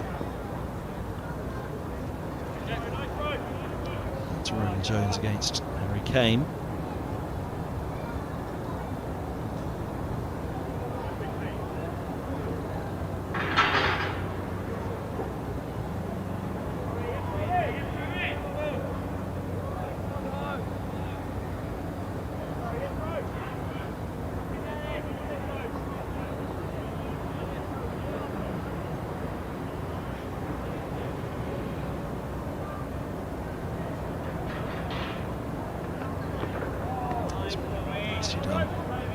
Started wide enough that it ends up beating the bat by a long way.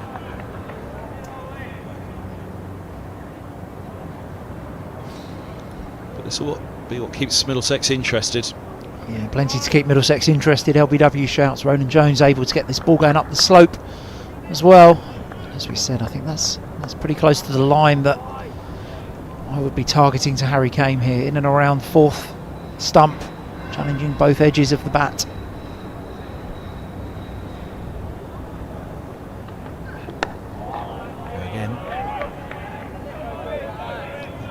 Over.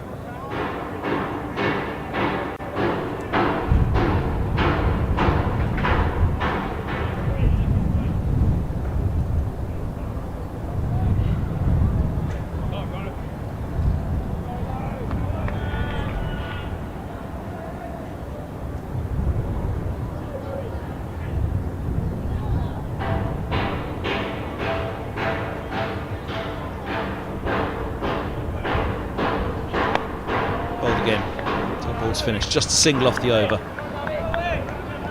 On for 11 off his 5.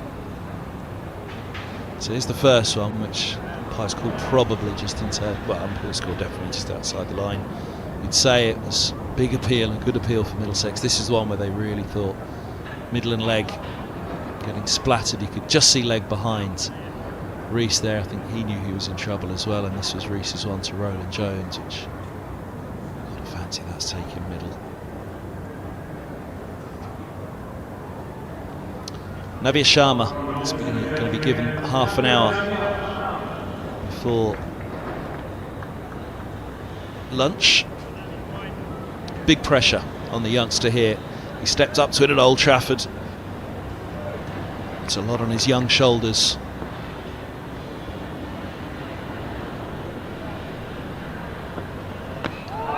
He's on the spot straight away, high up the inside edge of the bat. They'll get the single. That's a good start from Sharma.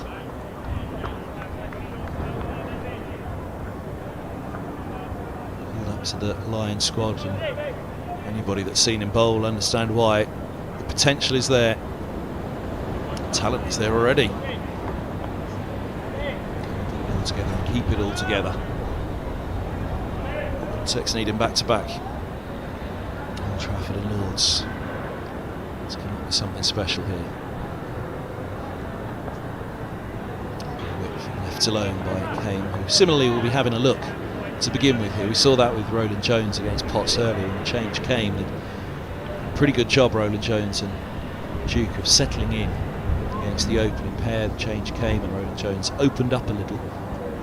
As such was what led to his downfall. Kane, as you'd imagine, half an hour before lunch, we were saying, trying to settle in against the change bowlers as well.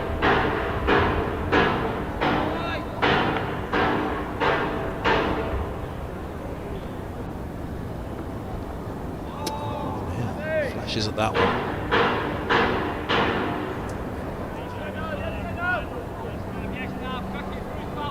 We saw Zafar Gohar edge one of these pretty similarly last night, just pretty short and wide from Sharma. No real threat there. Kane throwing his hands at it. Doesn't perhaps bounce as much as Gohar's one did last night that he edged through to the keeper.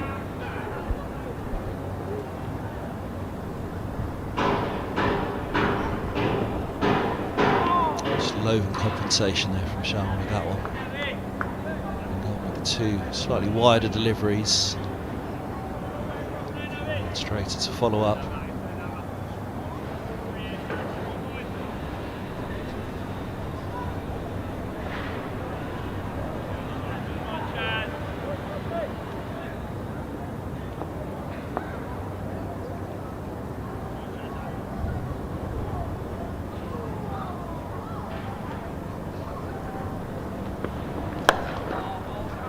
It's a nice shot. He's trapped the bat down when it came. It was as much a defensive push.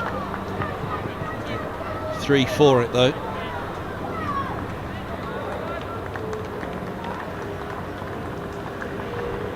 Full-blooded try. Still watchful. The youngster who had a go at Rees before the over's out. I just feel with Sharma, perhaps in the first innings for Derbyshire as well, he had a lot of success at Old Trafford, but maybe tried to do too much with it. One thrown up there very, very full. Let's just hone in at the top of the stumps here, you feel.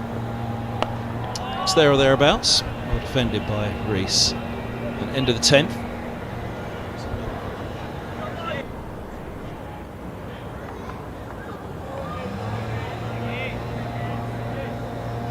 Length ball for Higgins to begin.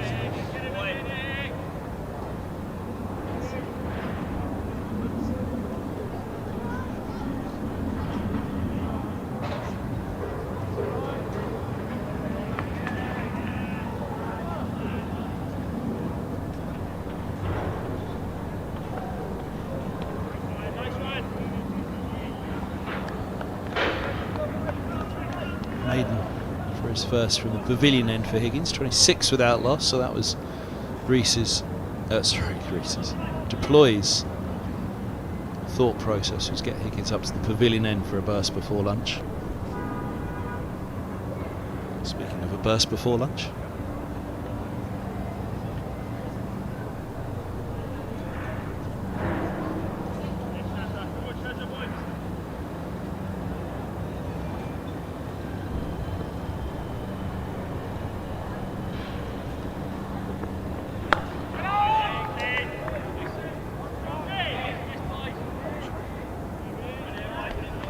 Columns of rain you can probably see on the stream there behind the pavilion, immediately above the centre of the pavilion. There's one clear column of it just to the right as well and to the left. It'll probably hit us at lunch. The radar says rain in 21 minutes, which is 2 or 3 minutes just before lunch. Drop short and he's punished. One thing that they didn't give them this morning, Derbyshire didn't really allow Middlesex the chance to free up their arms. Yeah, short from Sharma. Pulled away nicely by Rees to the shorter boundary, all along the floor for 4 runs. Derbyshire will go after that, won't they? They'll take that as a risk worth taking. The top edges and he's out, so be it, but the short boundary, it's high reward.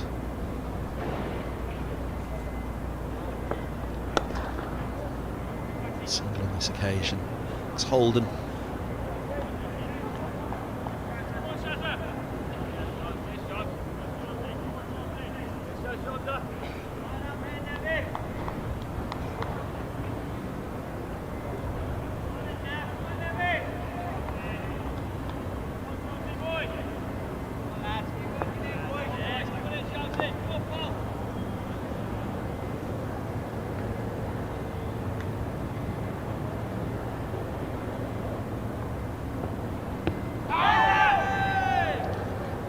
Behind the stumps, unless there's bat involved. I'm a little surprised that Sharma didn't go up. Is there an inside signal? No, it's leg buys.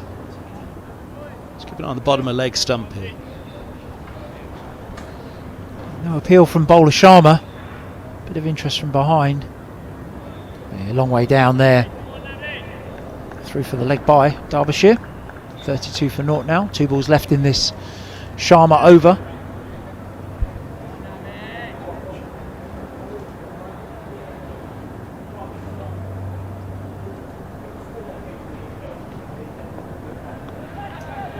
Shot offered, so it'll be interesting to see here that signals dead ball.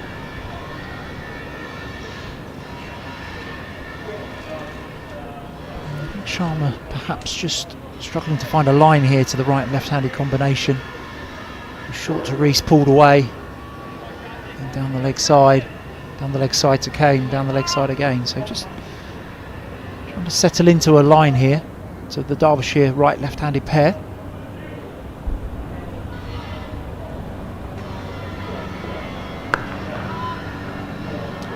Rees played that, just suggesting he kept a fraction low.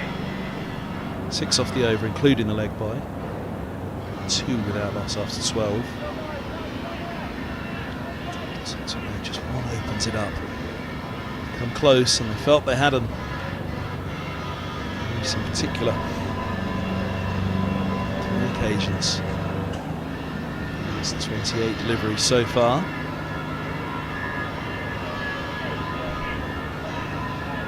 Sense there'll be 4, possibly 5 overs, you would say, before lunch here. 20 minutes to play. I think Middlesex will feel they need at least 2 wickets from this point.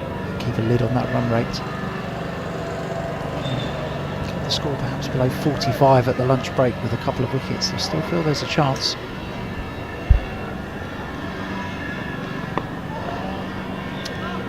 Single, well run. From point.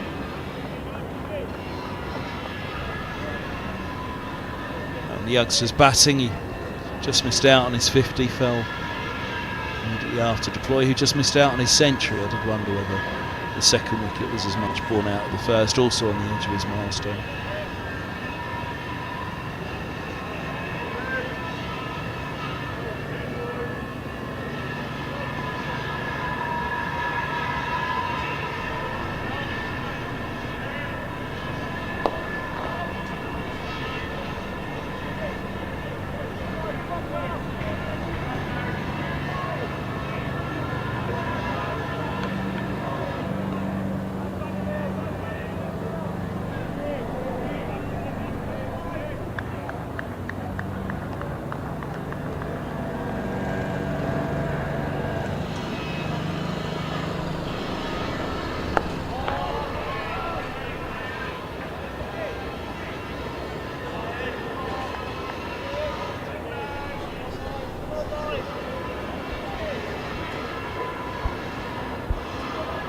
Let's keep an eye on Reese here. Yeah, long way outside. You see how far down the pitch he's taking his guard. Keeper Duke is not up to the stumps. He was for when Higgins was bowling from the nursery end, but Higgins' reason that Reese has taken guard again is Higgins has gone back over the wicket, but he's still not up to the stumps, forcing Reese back into his crease.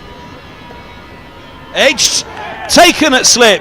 Reese has gone for 12. Middlesex have their wicket. The change of ends and the change of fortune for Higgins.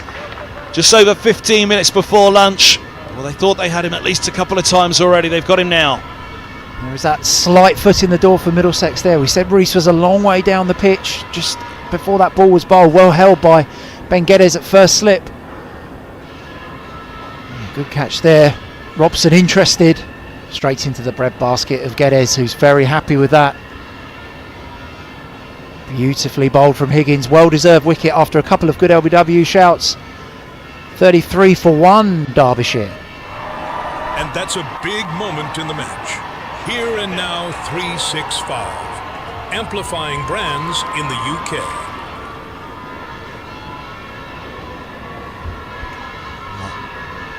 There we go. We've got something to talk about now. Can they get 2 to take off with them at lunch? That had to be the minimum.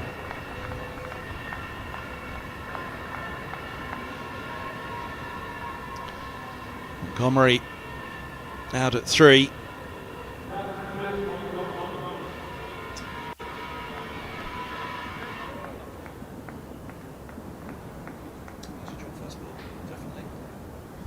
Drop first ball in the first innings off Higgins.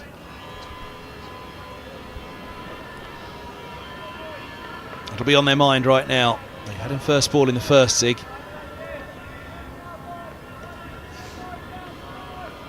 Not going to give him first ball in the second.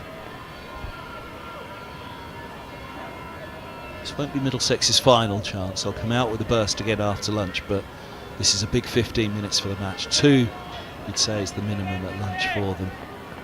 It won't be dead unless there's a rattle of runs here from somewhere, but it's a big few minutes for the match.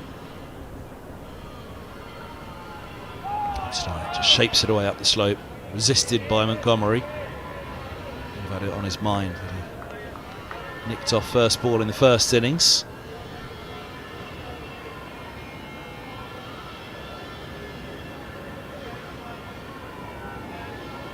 Looks like he means business, but then he always does.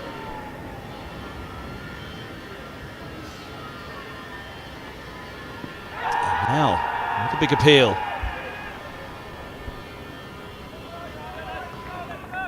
I think we'll see here Montgomery, as Reese was, big decent stride in. It's the previous leave. And I think the following ball, Montgomery's stepped down the pitch there, which has been the bit that saved him from the shout. But encouragement for Middlesex. 13 minutes until lunch. Yeah, a bit of bounce there. A little bit of bounce to encourage Middlesex.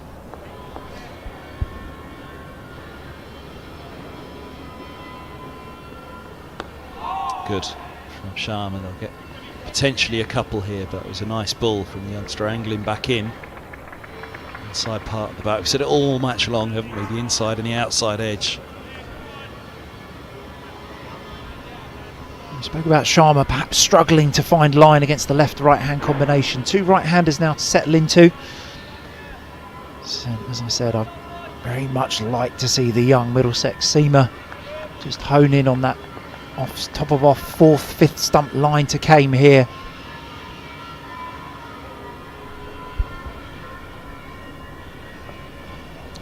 Oh, now. Wide from Sharma, but that didn't really bounce. There were enough encouraging signs here for the home side. As I said, wide from Sharma, not really found his line as yet, but Middlesex hopefully will soon. We've seen a bit of bounce from Higgins, previous delivery to Montgomery, and this one to Kame as perhaps more what you would expect to see at Lords on a 4th day of a pitch.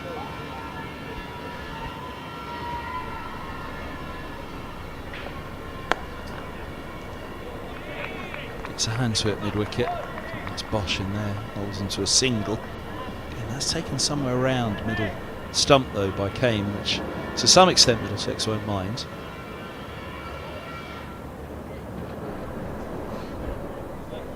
You think of that spell back last week that Sharma got those wickets in quick succession up at Old Trafford. They were balls challenging off stump, weren't they? More so than trying to fire into the pads. Oh, nearly ducked into that, Montgomery. Didn't think he was going to get below it for a moment.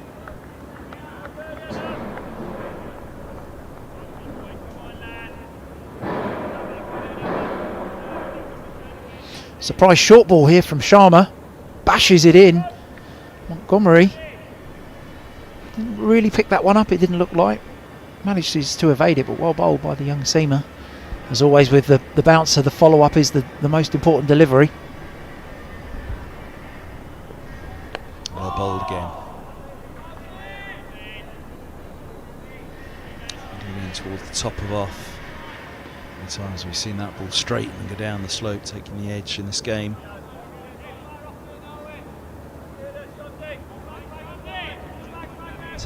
To lunch. Sharma feels like he's just starting to find his groove here.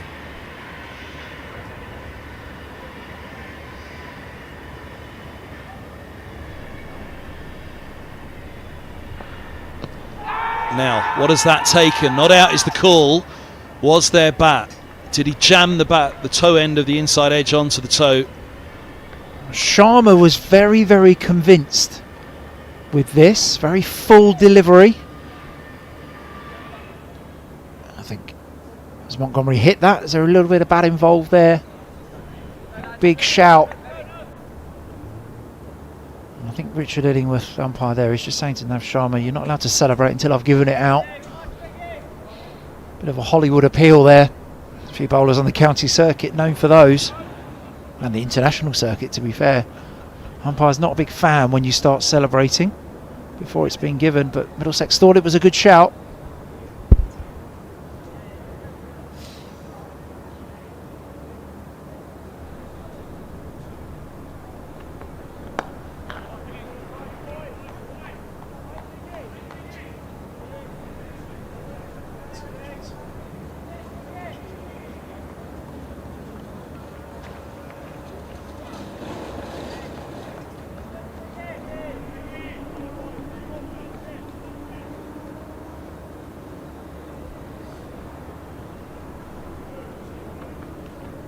Bowled, well kept, good cricket.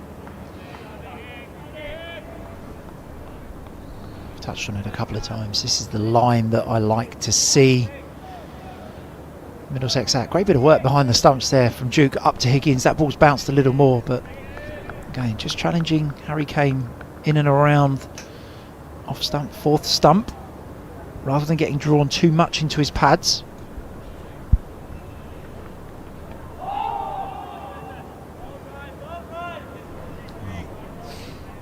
Derbyshire certainly have a mind on lunch now. It's Middlesex all of a sudden that would probably give for another 10 minutes here, just to keep going. Higgins and Sharma both look as though they've got a rhythm going.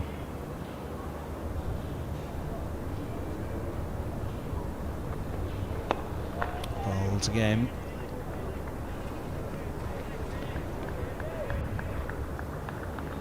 Sent back now by Higgins.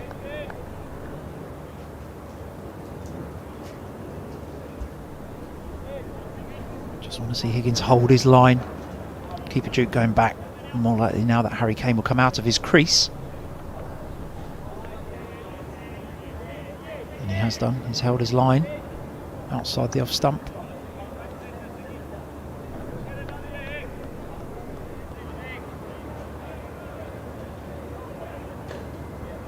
Spell from Middlesex's opening bowler. Last ball of his 7th over, only gone for 8 runs so far. Might have just got outside the line, and he has, in the opinion of the umpire.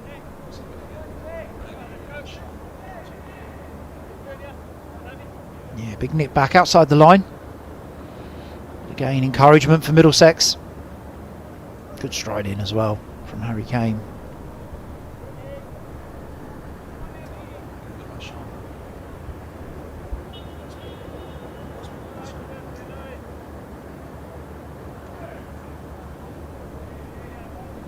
This was Sharma's last delivery. He's about to start again. We're looking for the line of the off stump. Is it just tailing in too much though? I think there's any bat there, but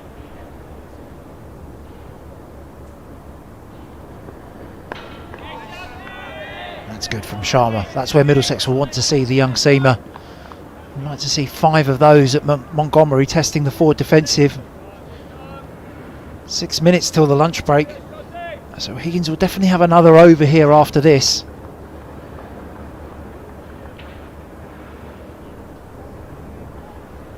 Be good to see Sharma maintain that line and length. Montgomery only 6 balls into his innings.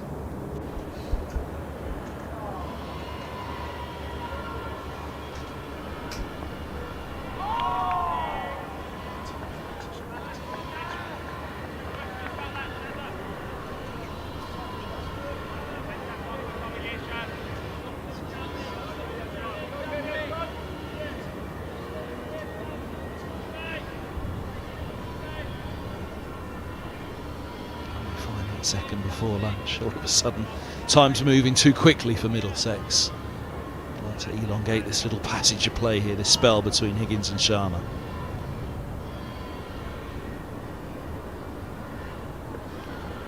Goes to the bumper again.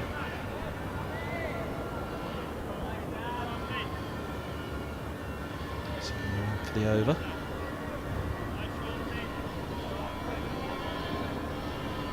Chirps away, third slip with words of encouragement to the young bowler.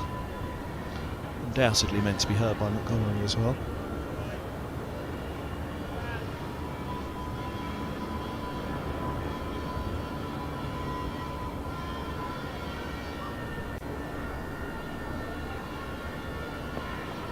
Very well bowled.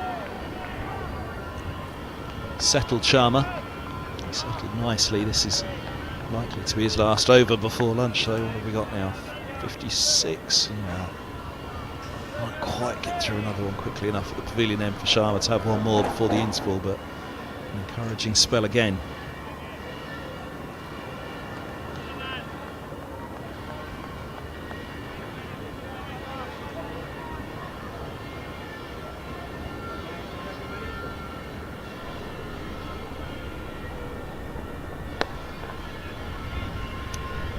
Stops Bosch, wicket.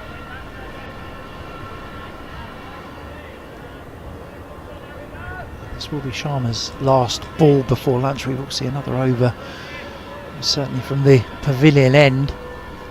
Certainly has settled more into this over than perhaps in the previous ones. 3 very much on the money, plus a bouncer. That last one looked like he was searching for the front pad again of Montgomery.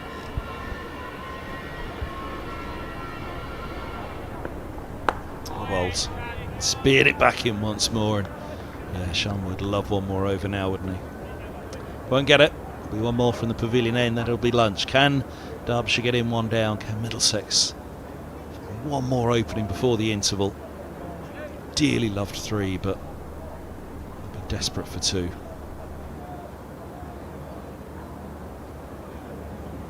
"57 minutes on the clock here at Lord's."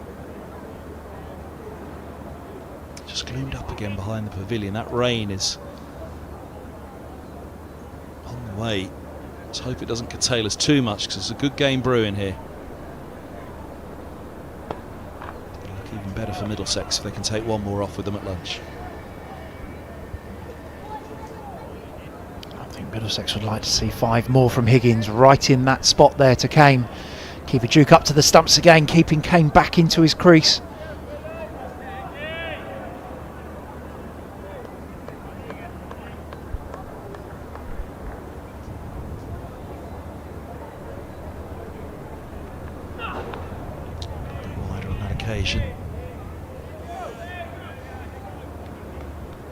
Very tidy with the gloves, hasn't he, Harry Duke? Been impressive behind the stumps for Middlesex. Reading could sign off as well. Middlesex sign off with a win from this batch of championship matches.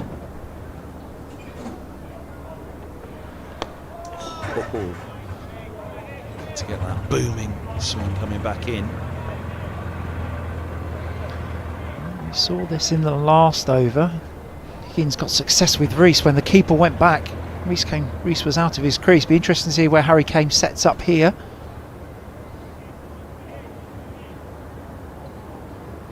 Definitely out of his crease, as you'll see when the camera pans to him. There he is.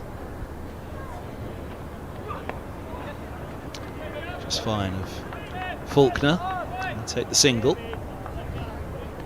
Two from Montgomery's face before lunch. Just checking to see where Higgins was going to want him, but he's back. And that radar does say it's just about to rain. It's filled in over the back of the tavern from our view. The tower blocks along the A40 slightly obscured now, so there's definitely some rain on the way.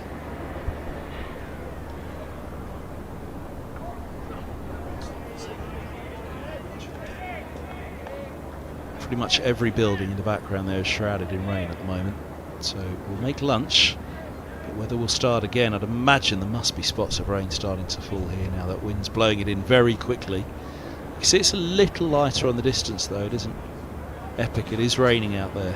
As here's the helmet run on for short leg for the last ball before the interval. They're ready to go. No doubt the hover cover will be immediately brought on because it is about to hit us, but yeah, you can even see it now. The rain's falling and one or two are starting to move for cover. It's the last ball before lunch either way. That's Higgins on the spot, but defended by Montgomery. That's lunch on day 4. 37 for 1. We'll be back in just under 40 minutes here. Rain allowing. Do join us if you can. It could still be quite the game. 37 for 1.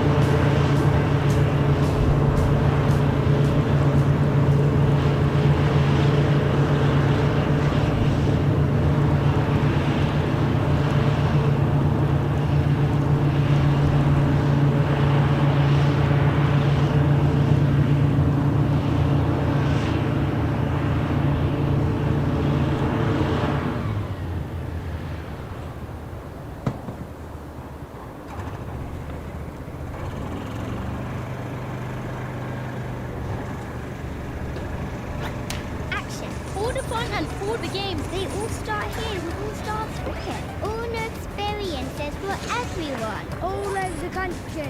Every session is all-out action all the time. All welcome, all invited. Even mums and dads. Skills, friendships, smiles, dreams. It all happens here. All you need is delivered right to your door. Best of all, it even has your name on it. All the activators are fully trained. And all they want is for us to have a great time. Always. Have fun. Catch. Drill.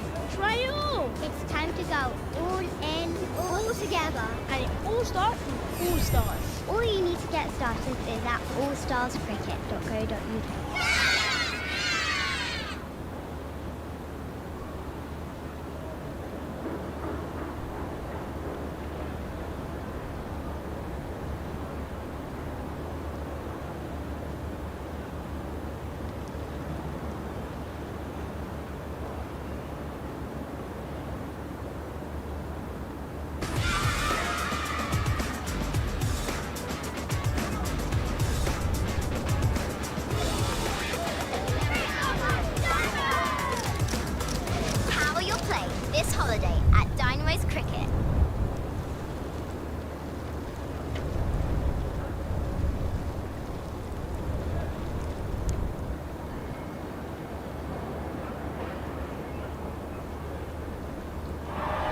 And that's a big moment in the match.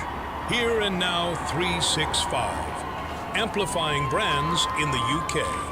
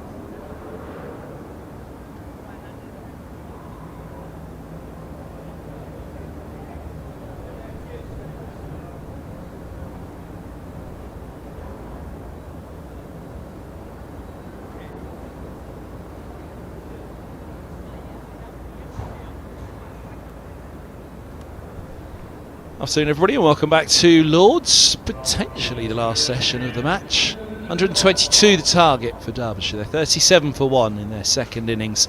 Harry Kame has 20. Montgomery's yet to get off the mark. And Ethan Bosch is to be given a bowl from the nursery end. 37 for 1. Middlesex tightened up as those 17 overs went on before lunch. Circa 10 after 2 overs. It's Bosch to Kane, 2 slips and a gully.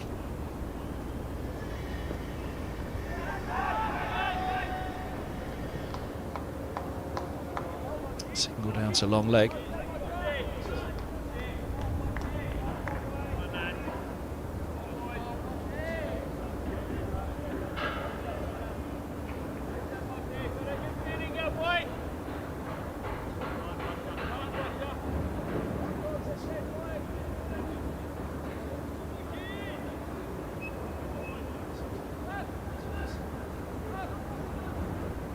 Three slips in place now for Montgomery. Point comes up. The sun's come out for the afternoon.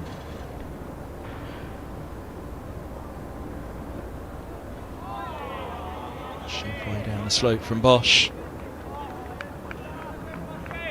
The blast is incoming on Friday, but Middlesex needs something pretty explosive here in the Championship if they're to keep this one alive. The weather looks pretty set fair for the afternoon. The concern was that the afternoon and evening session today would be showers, scattered showers, but potentially enough to interrupt significantly the play. We've been in luck in that the rain fell through the lunch interval and nothing on the horizon particularly at the moment. Good pace, good bounce again through to Duke.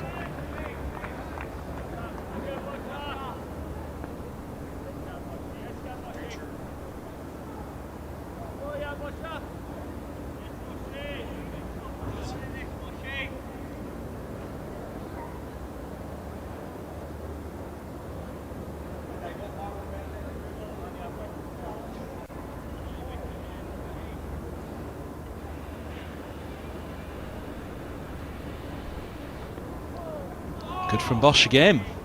No ball called. A couple more to the Derbyshire cause. 40 for 1.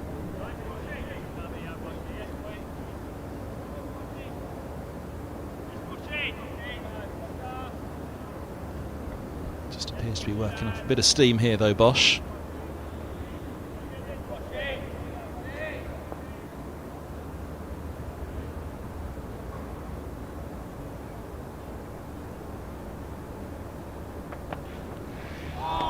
Again down the slope. Nice start this for Middlesex is overseas, in for his second game. Played against Durham, missed the Lancashire game. Back in for this one.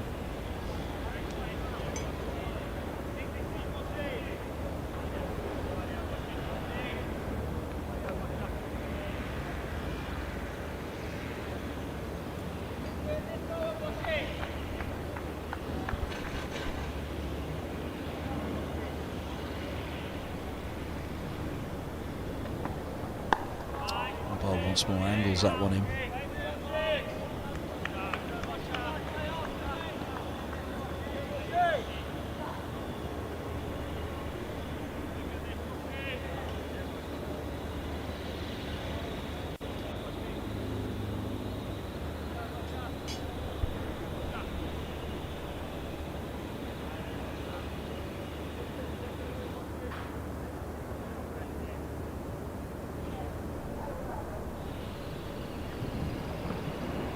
Another angle back in, hitting high up on the back hip though. Threw off the over with the no ball. Height on this one. Clearly the issue. Had a few good shouts against Rees this morning, but they got him in the end, caught. I know that the only hope really here for Middlesex is a couple of quick ones. Well, there's the future in on a Lord's tour. A few Spirit jerseys in there, South African top as well, cheering on Ethan Bosch.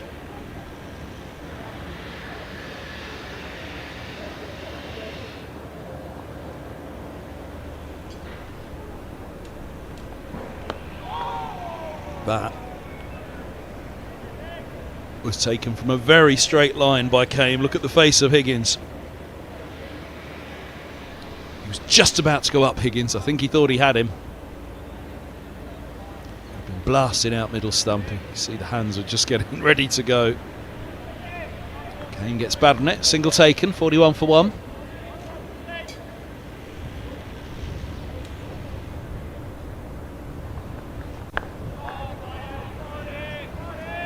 th ball from Montgomery. Let's get off the mark. Chops first ball in the first innings.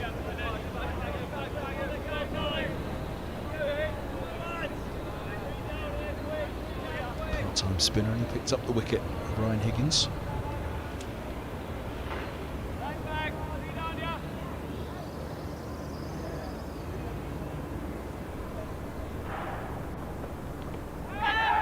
Well, what did that take? Nothing, just swung down the leg side.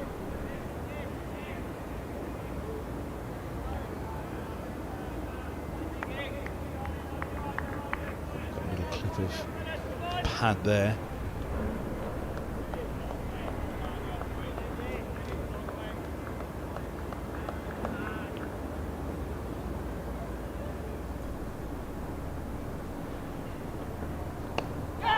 Edged. Fine at the backward point. Could be 4. Montgomery's off the mark.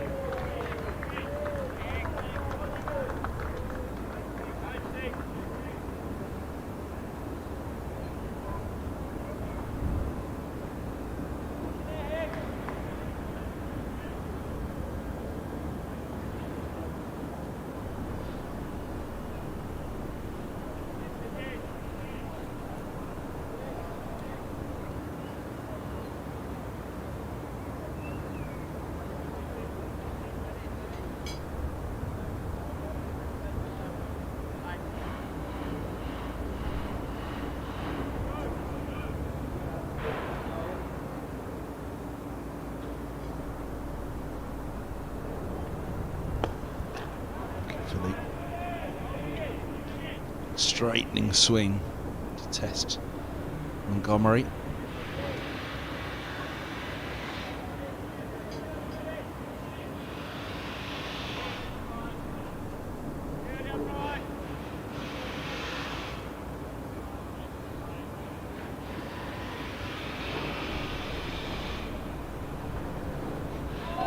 The Jafford's finish. 5 off the over.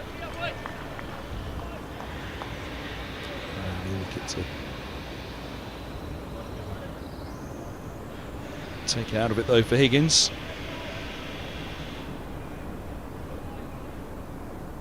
The boundary coming off an edge. He's at 77 more to win for Derbyshire. A shot out for 108 at Old Trafford, chasing 137.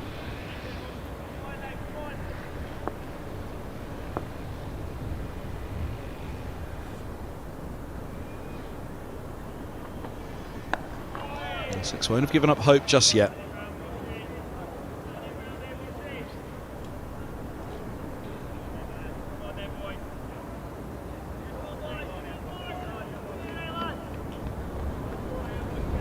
It's a 45 for 4 situation as opposed to a 45 for 1 if they want to win this Middlesex.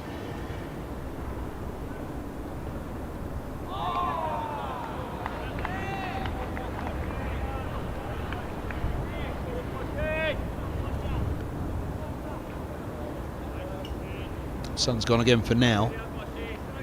You can see those clouds banking up over the back of the pavilion and breaking up in parts.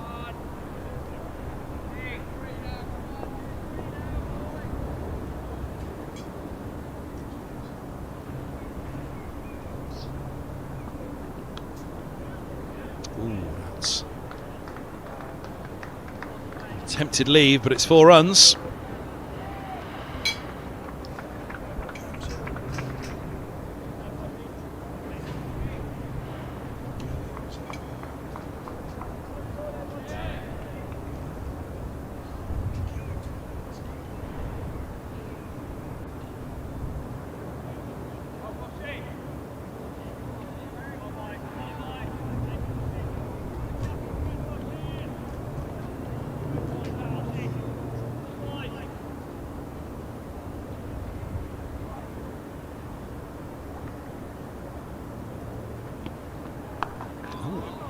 On the back foot that one came, but had to drop the bat down on it.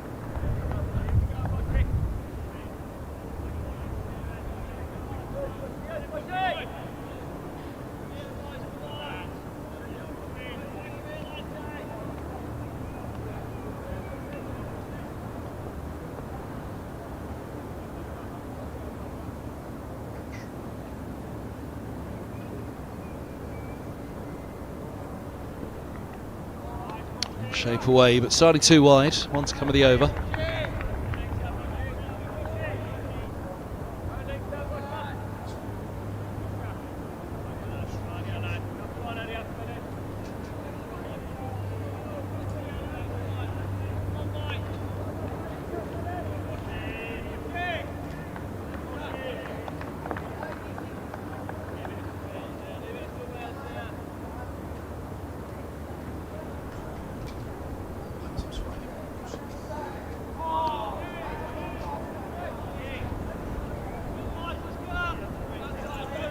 Drop ball to finish, 49 for 1.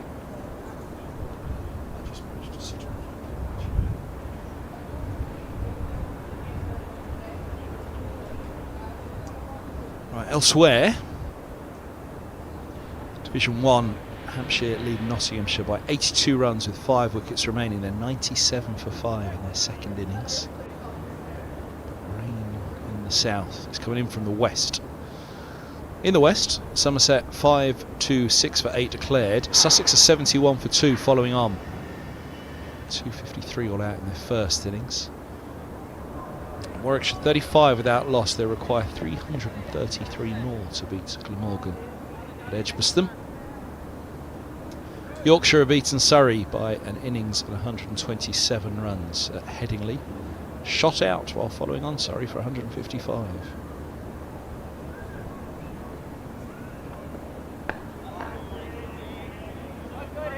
Division 2 after this over.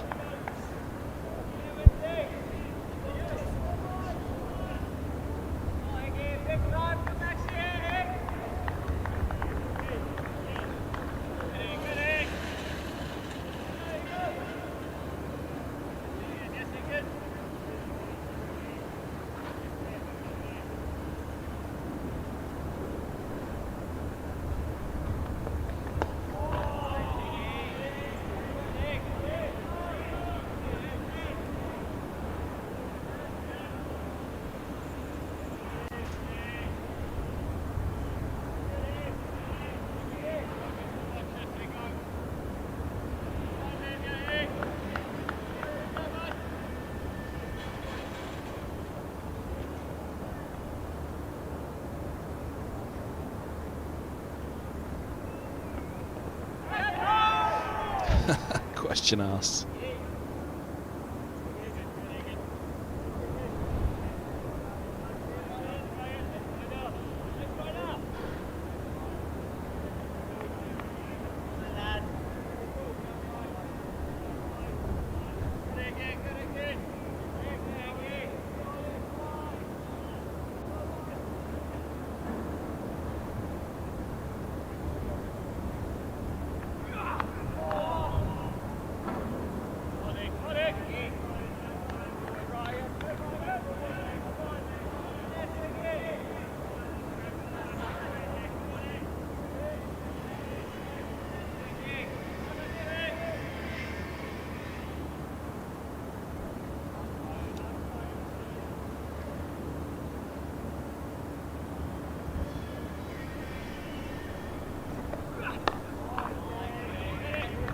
Studious in his approach still, Higgins not giving up. 1 for 14 in his 10th. How long can they keep him going?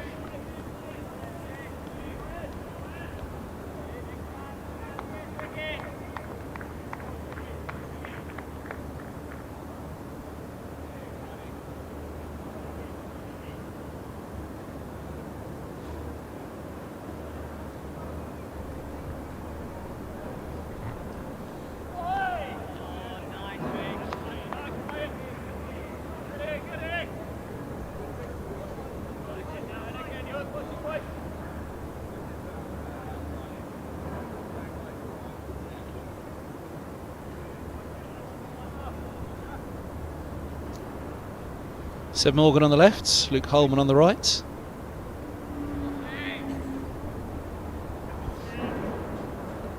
Both set to play a part in the Blast, starting on Friday against Kent.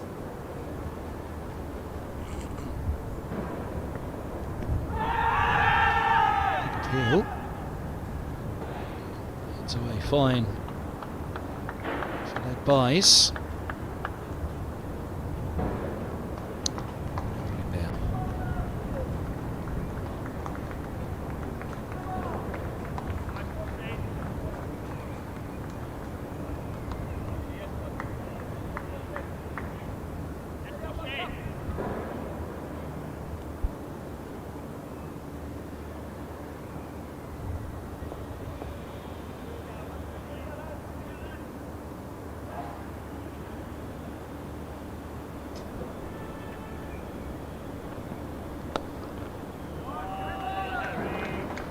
Lovely shot, beautiful timing. 4 more, and that's rattled them along. Leg buys followed by a boundary.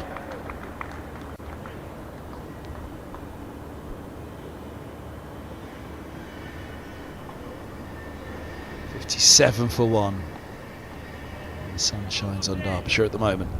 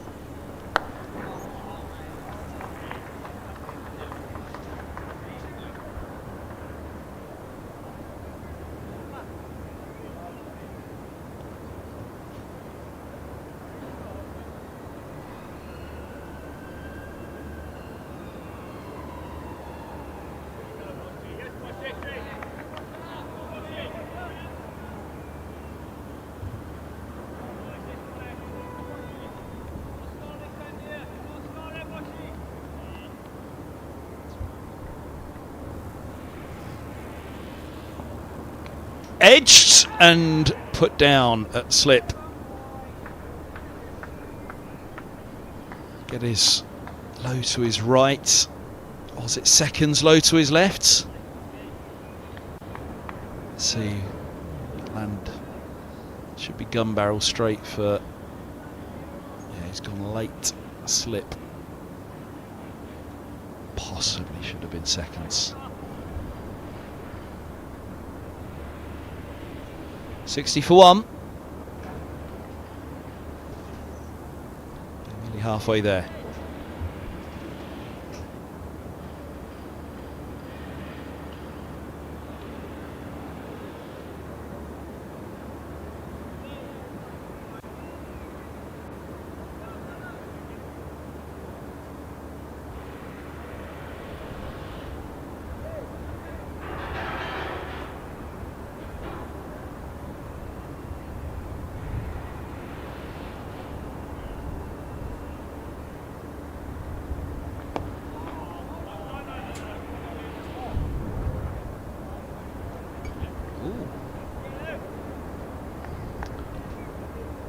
It's made a mess of the matting. Well, might need the ground staff out to fix that, because health and safety and all, it could be a trip hazard.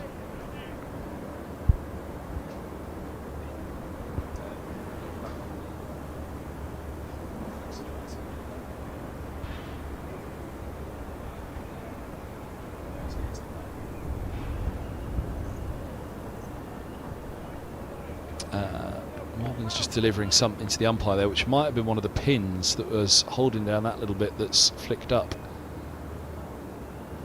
They'll have to mind their work though, not to run into that. I guess both of those are... There we go, the umpire's having a little look at it.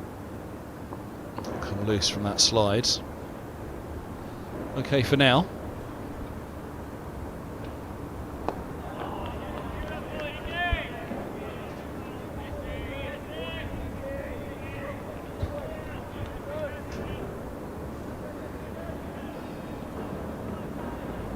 Snooker umpire, flattening it out. See that at the Crucible, would you?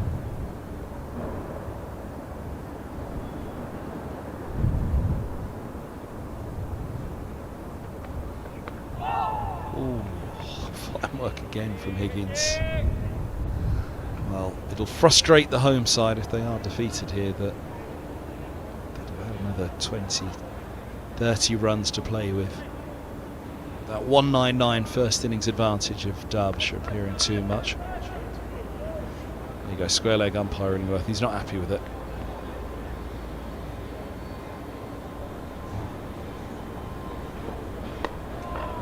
The ground staff out to fix the matting. Still trying to get the attention of the ground staff downstairs, who of course are listening to the stream. So ground staff, look to the middle. There you go. Told you they were listening.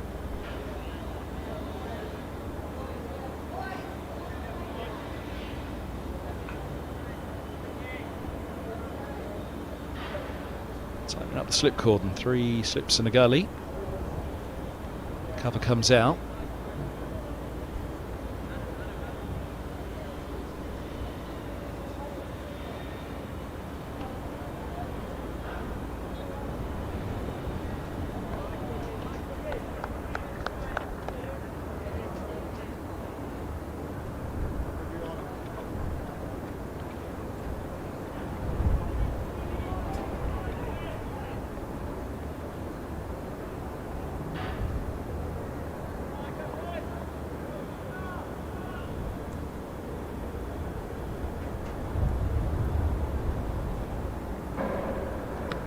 Outside the line. And then you at 64 23 bowls, 122 the target. All eyes on the ground staff and the messy matting.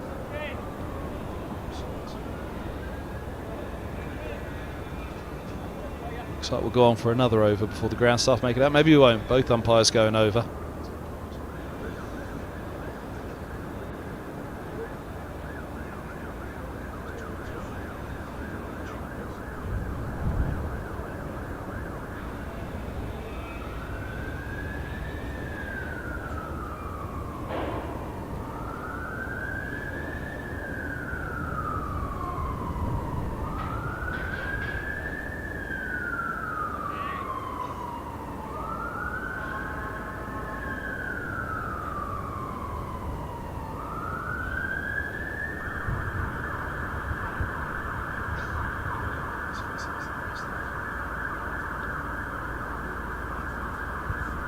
Here we go.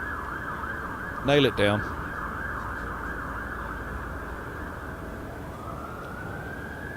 One there. One there.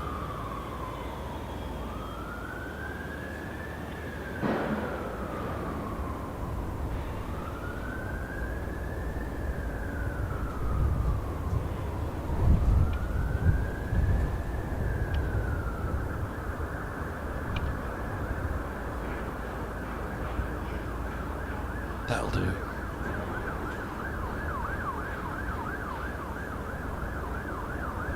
Bit of sticky tape and plaster.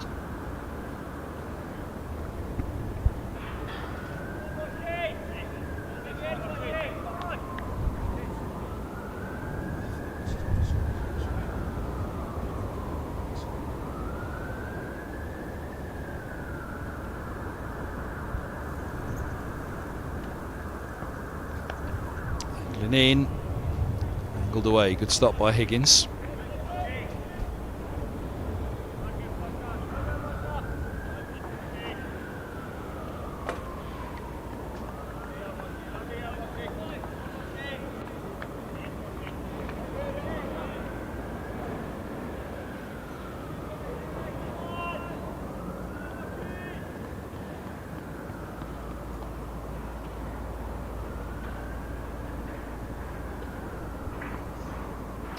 Good one from Bosch.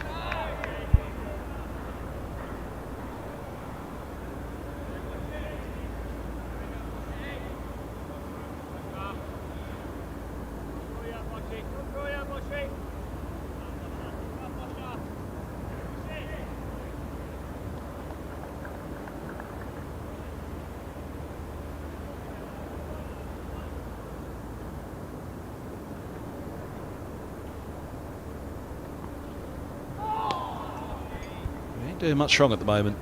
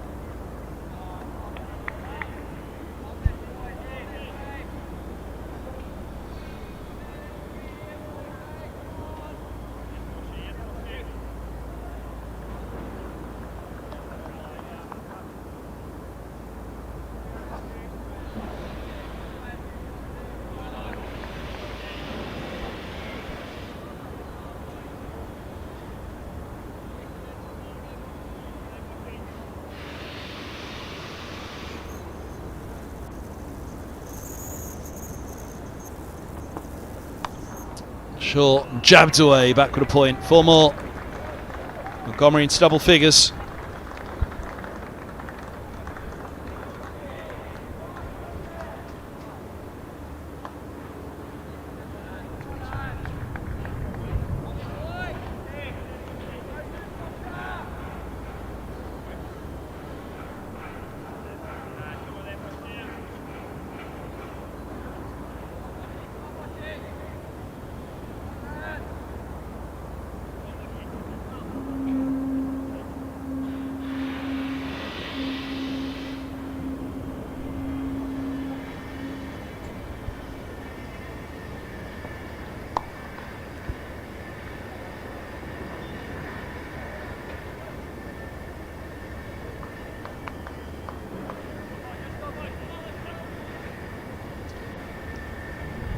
.64 for 1 after 24.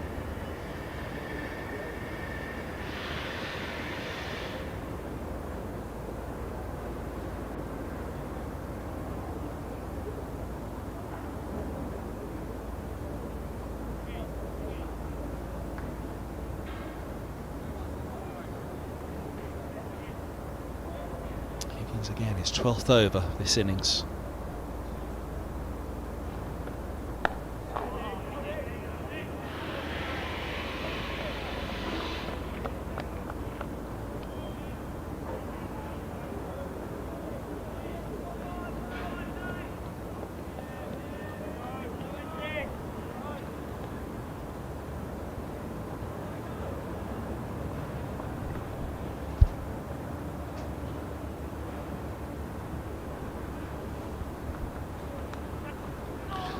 Again in front of Gully.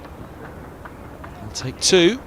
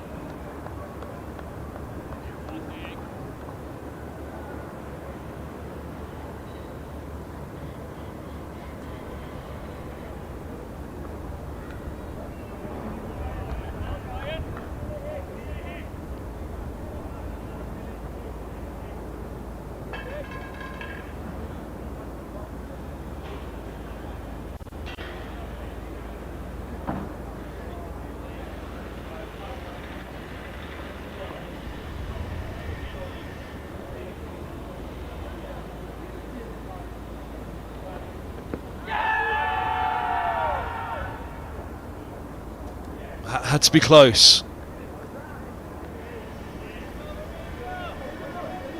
Let's have a look and see. Yep. Middlesex will be pretty hard done by when they look back at that one.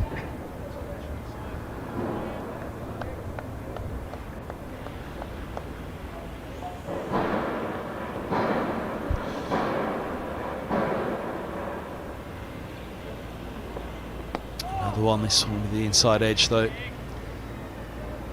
66 for one. Let's have another look.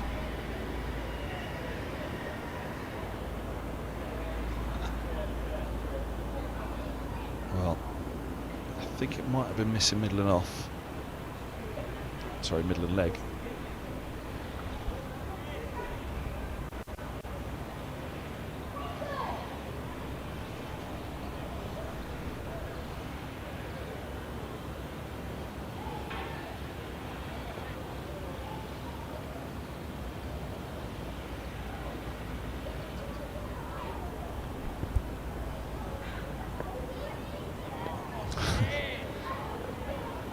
Looks like he's bowling himself into a bit of form at the moment, Bosch. He's come sharply back in.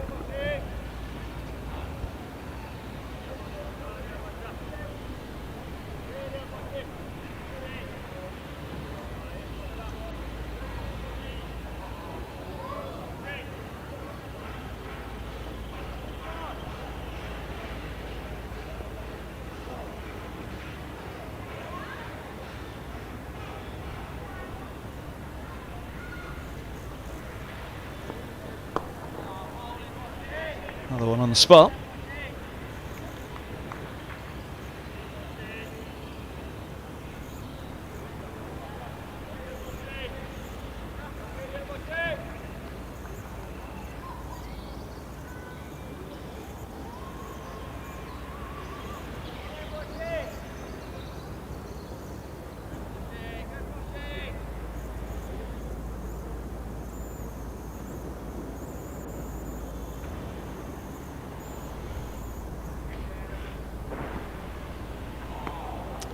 Bowling beautifully at the moment, Bosch.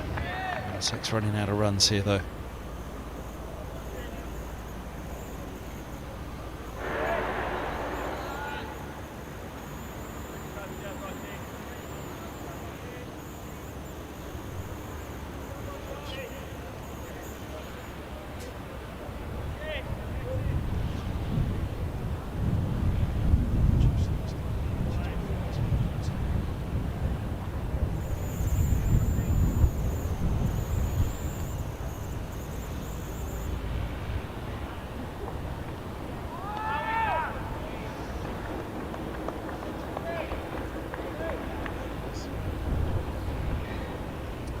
Sky looking pretty clear still. We saw that rain coming in for a while just before lunch, but nothing really on the horizon at the moment to trouble this match.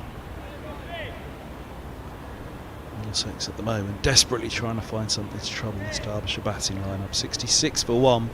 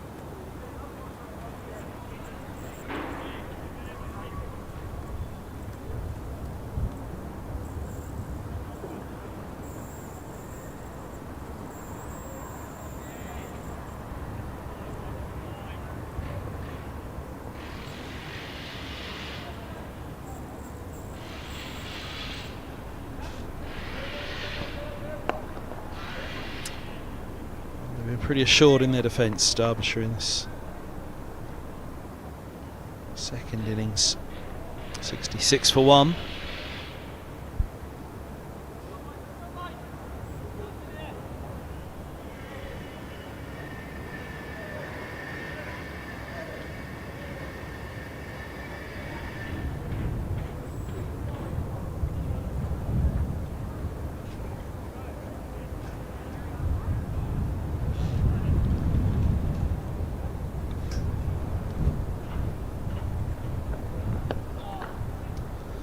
run.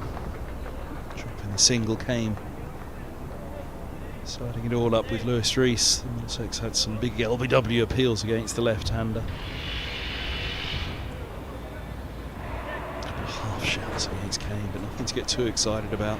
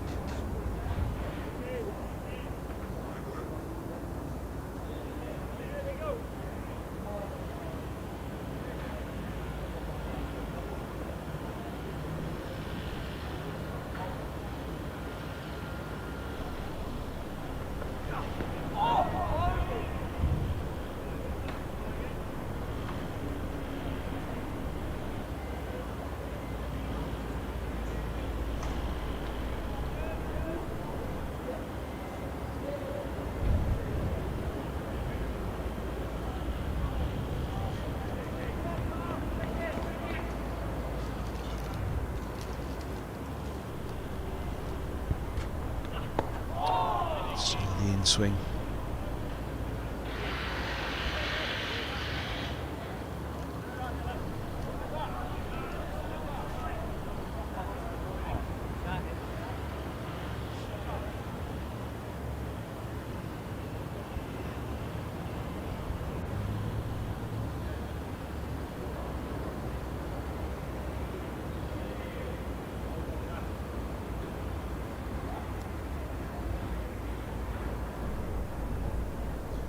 Sharma.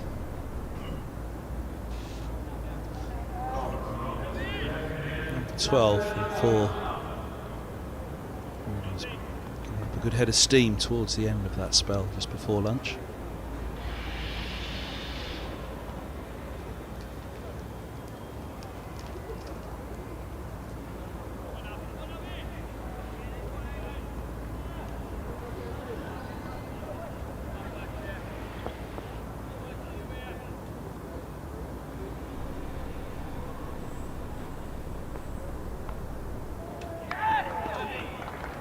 Well, there we go. Back into the attack. And straight into the wickets.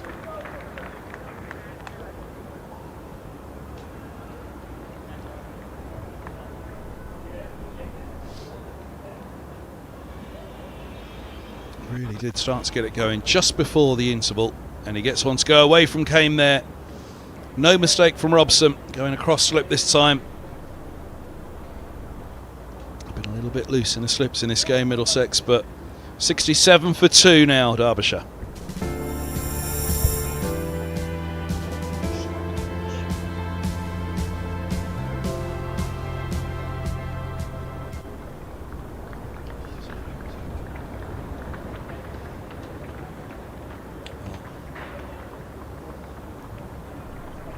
Sharma burst the match into life at Old Trafford last week. Can he do it this week?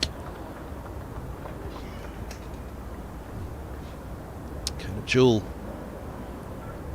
purely be thinking about finishing this off for Derbyshire. 55 more to win, 8 wickets standing.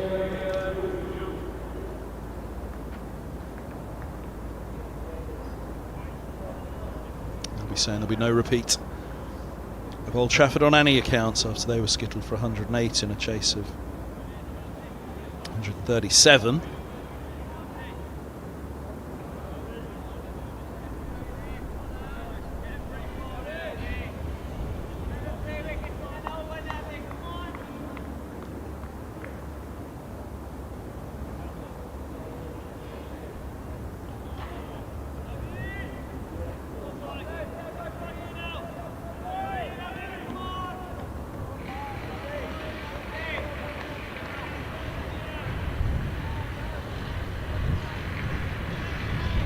Slip him for Jewell.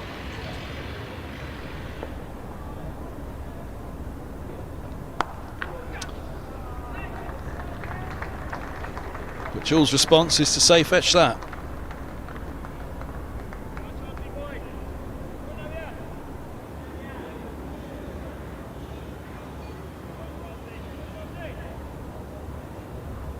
.51 to win.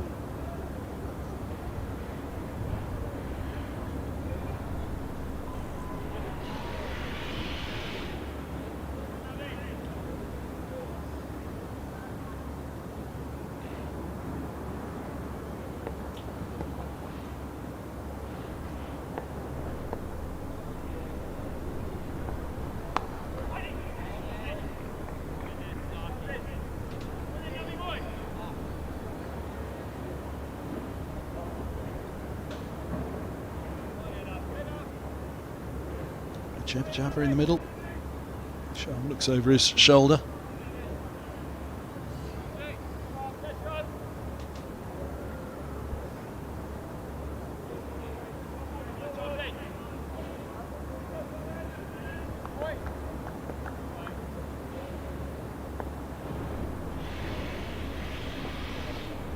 What a lovely ball that is. Sharma has 2 in the over.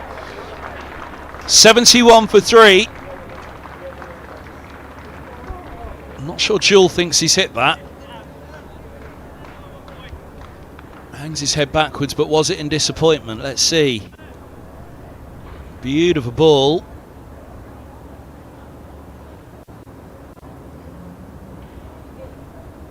No, Jewell thinks it's bat on pad making a noise.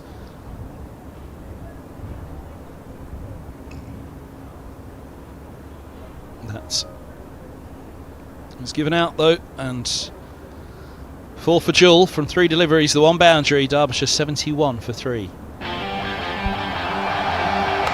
is. Oh, it's bowled in. That He's got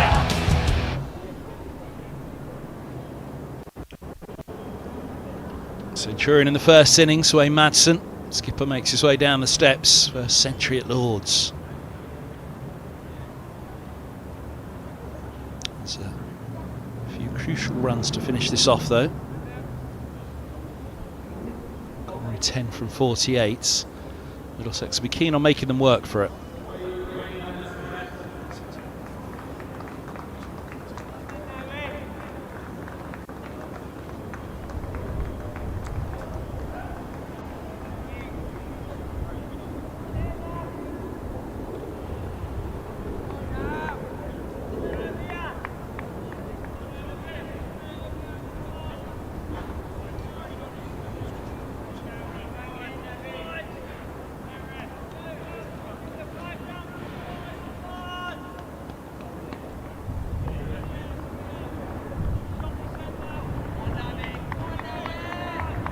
Leg slip in place for Madsen as well. 2 slips Gully.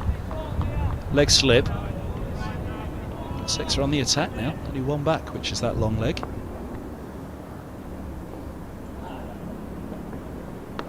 Wow. Just a little too straight. A single take and Madsen's off the mark.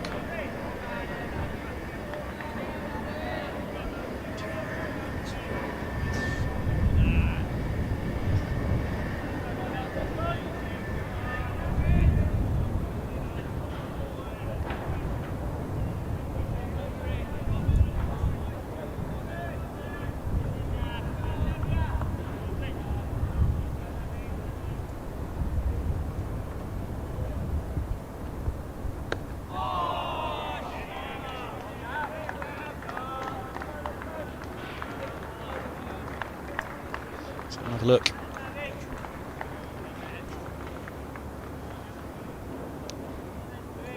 I'll just look for the response of the left-hander. He doesn't think that he hit it.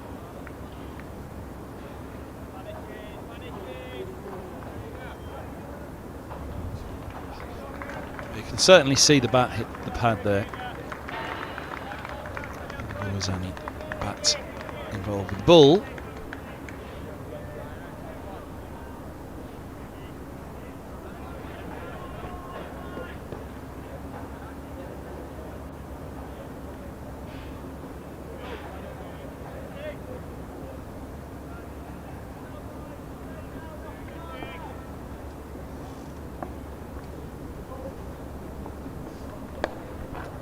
Well,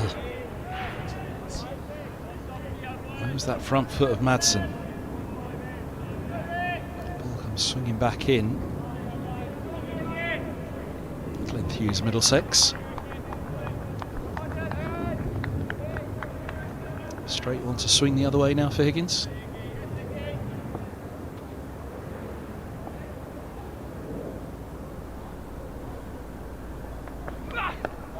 Same again, angling in.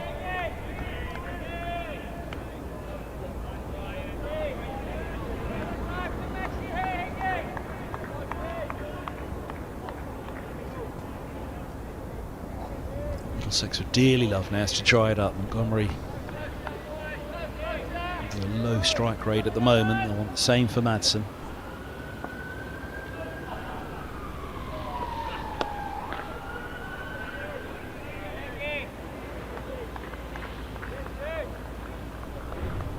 To be greedy at this point and say, come on, 2 more from here, boys.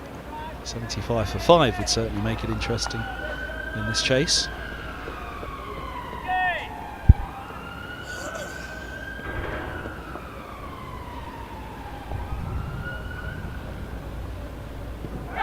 Leg side going down. Going a long way down a fancy. You'll see not only a fair bit of off, but I think you'll see a fair bit of middle here as well. Watch that back pad. There's middle stump. And that's a long way down the leg side.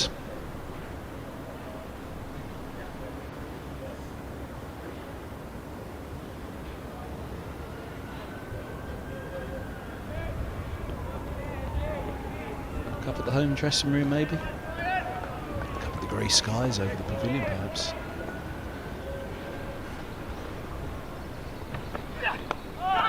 Oh, another one shoots off an edge.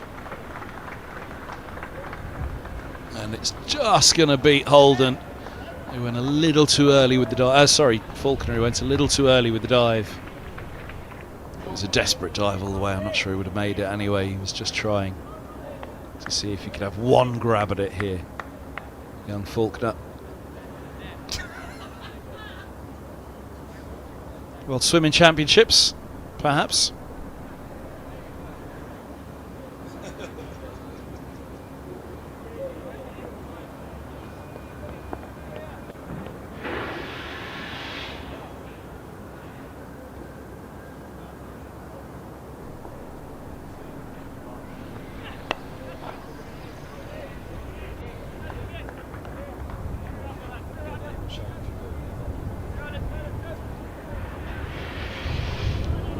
Always beating him. He's just thought, right, I'm going for a big dive.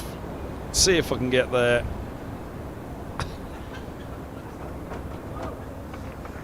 Not quite.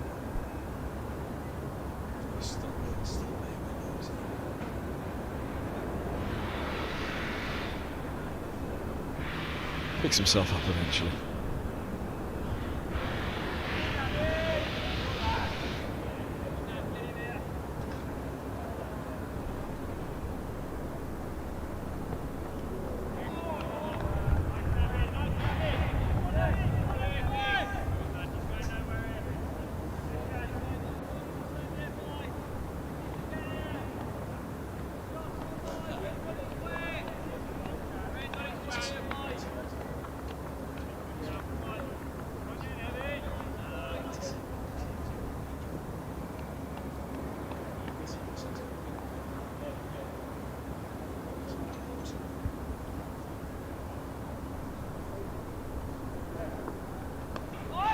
Oh, it was close. So close. Bosch in there. Don't think it quite carried. He was late on it, Bosch, but there's the clip. Goes down. Yeah, just short.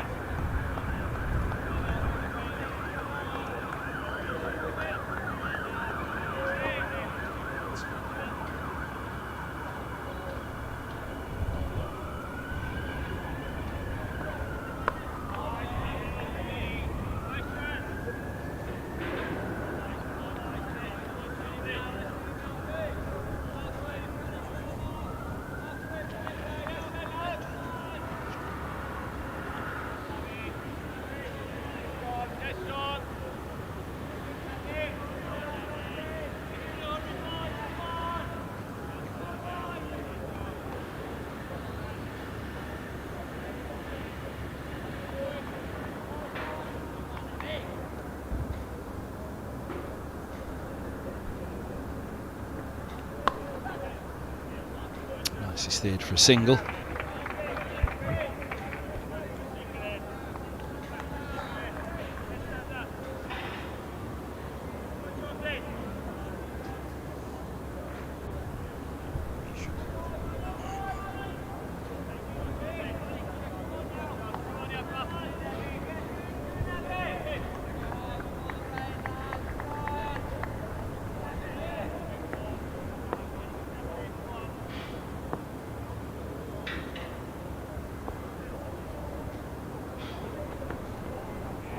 Oh, wow. Wide called.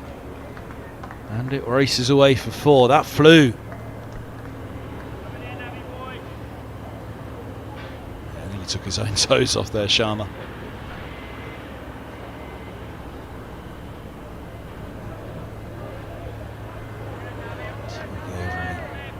Enthusiastic about that one.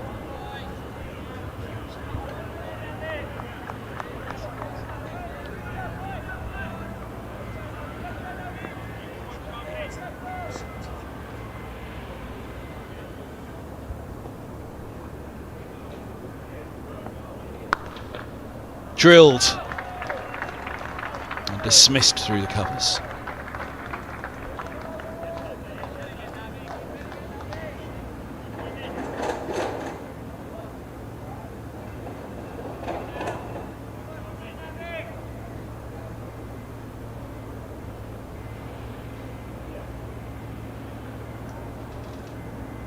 Off the over.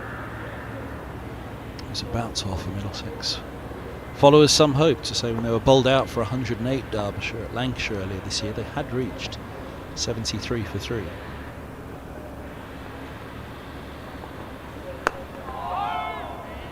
That was the fall of the 4th, sorry. 77 for 5, then 77 for 6. Similarly though, 91 for 6, but still went for 108. So Middlesex won't give up. But they can't afford too many loose overs. Here comes Toby Rowland-Jones.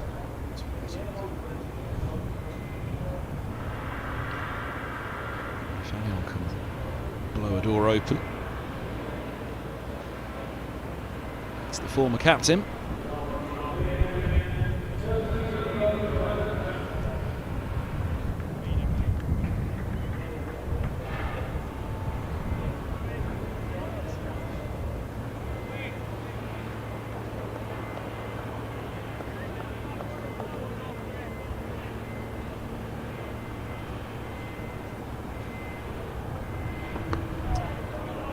Off the back of bowling Lancashire out for 84 the other day with that 4 for Sharma. 4 for Higgins in that, 2 for Rowland-Jones. They were 39 without loss. And 84 all out. Including 63 for 4 before being 84 all out. So again, Middlesex won't have given up hope just yet.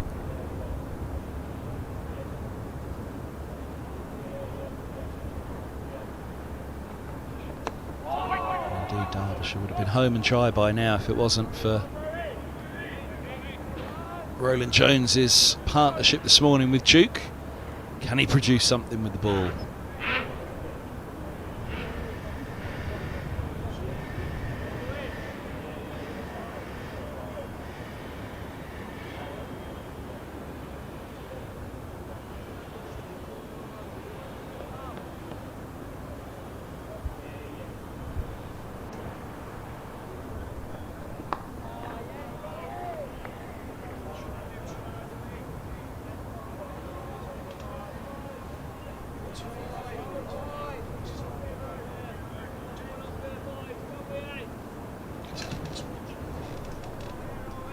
Hampshire 125 for 5 at Southampton against Nottinghamshire. A lead of 111 runs for the relegation threatened hosts against title hopefuls Nottinghamshire.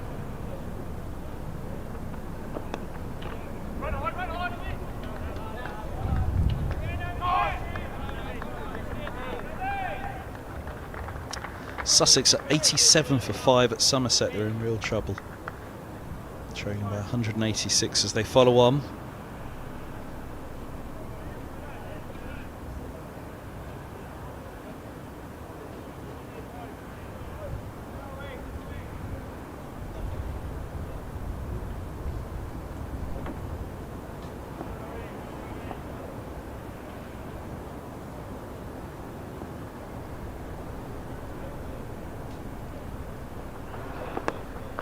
Nice use of the feet and a lovely clip down the slope. I think about 2, but settle on 1.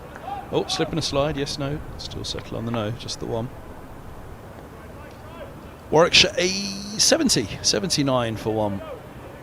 They required 289 more to beat Glamorgan at Edgbaston. That could be a good one. Yorkshire beaten Surrey by an innings and 127. Division 2, Northamptonshire have won by 2 wickets in the match against Gloucestershire. 2-5-1 for 8.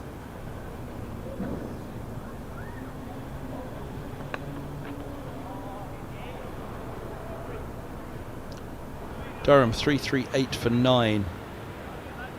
Beckenham, my play has resumed after the damp got onto the pitch, the rain got onto the pitch through the covers yesterday. They trail by 185, Durham, so there is a chance for Kent. Worcestershire 102 for 4, leading Lancashire by 91 runs. Sebra.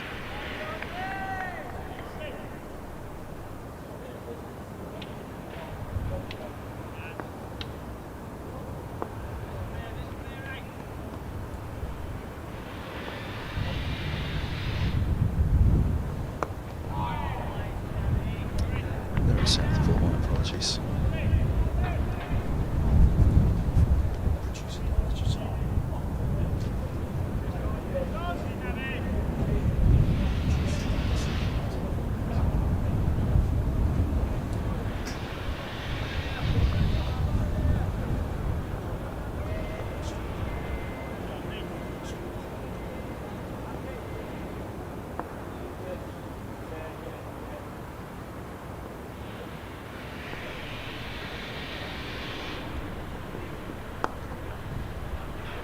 Single steered into the onside.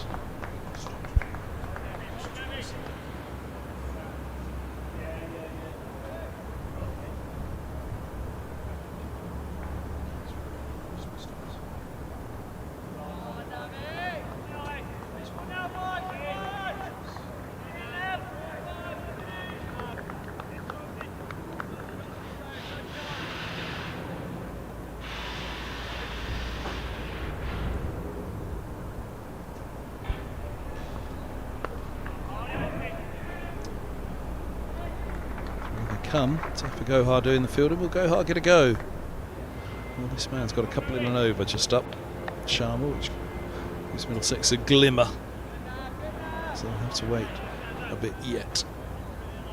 I'll hope for another Sharma special.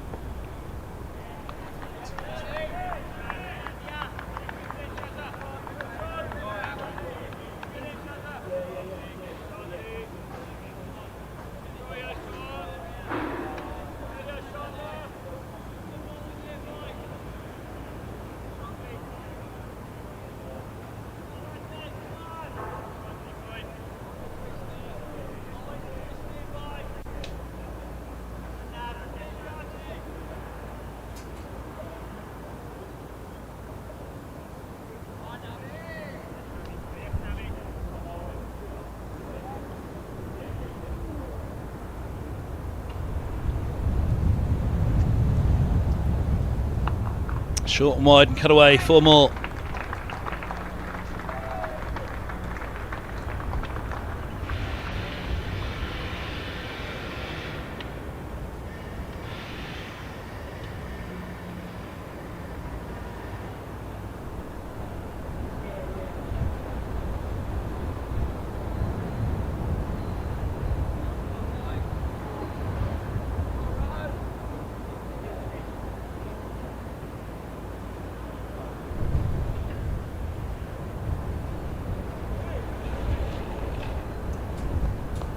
Much now or never. We talked through those collapses. Middlesex forcing a collapse by Lancashire last week. Derbyshire collapsing at Lancashire earlier this year.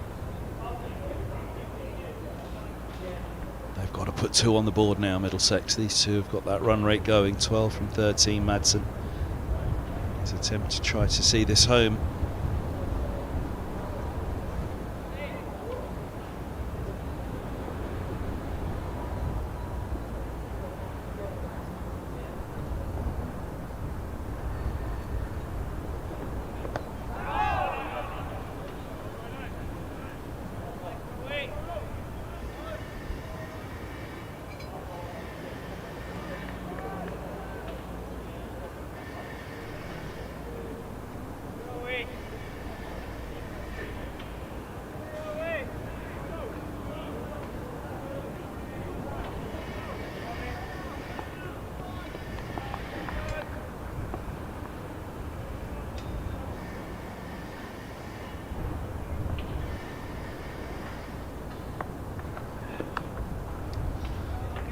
Late cut. 4 more. Derbyshire near their target.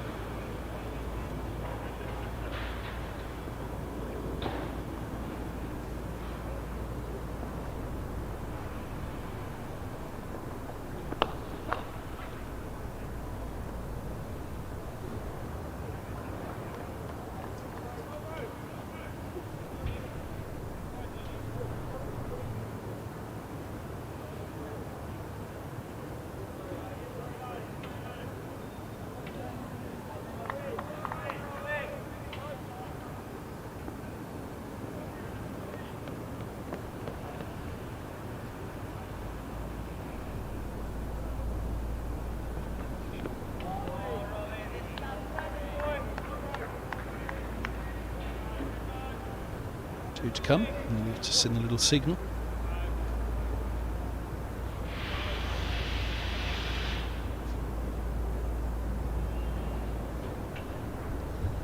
All clear on the western front. That grey stuff on the right there won't really trouble us. Might drift off to the north. There's not a great deal of rain falling from it, as I can see at the moment.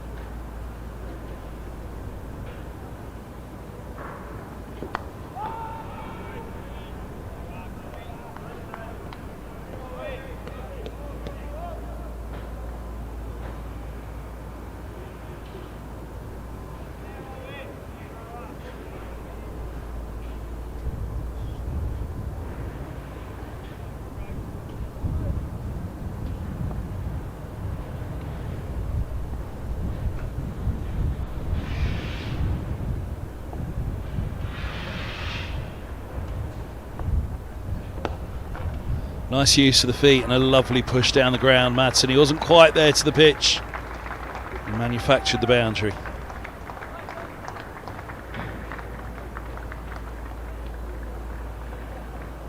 Trapping the back down on that one. Brings up the 100 for Derbyshire. 103 for 3.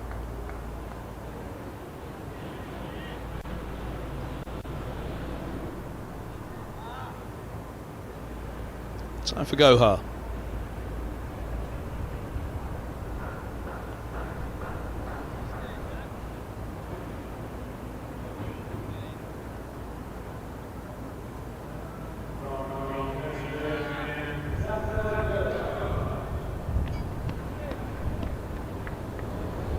little bit of purchase in the first innings. It's seam movement, so there was a bit of spin, but it seemed to be a little slow for Gohar.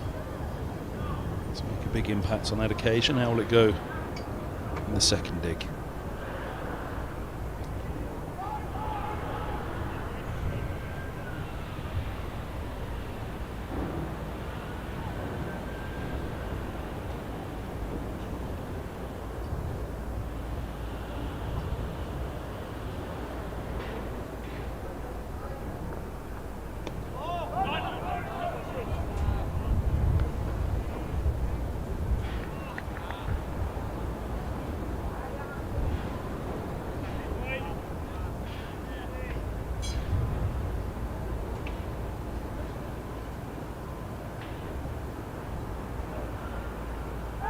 Oh, I think that's just taken pad.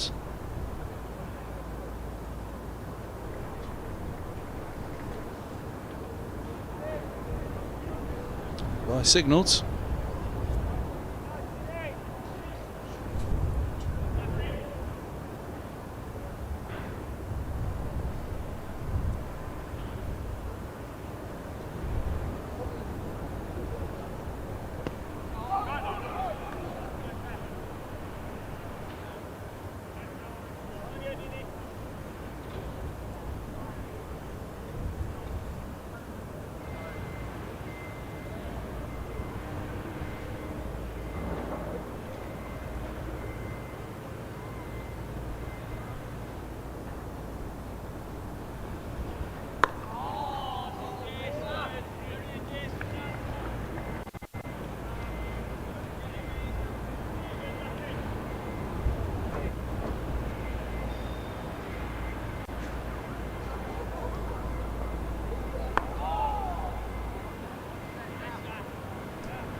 Thirty-four bowls, 105 for 3.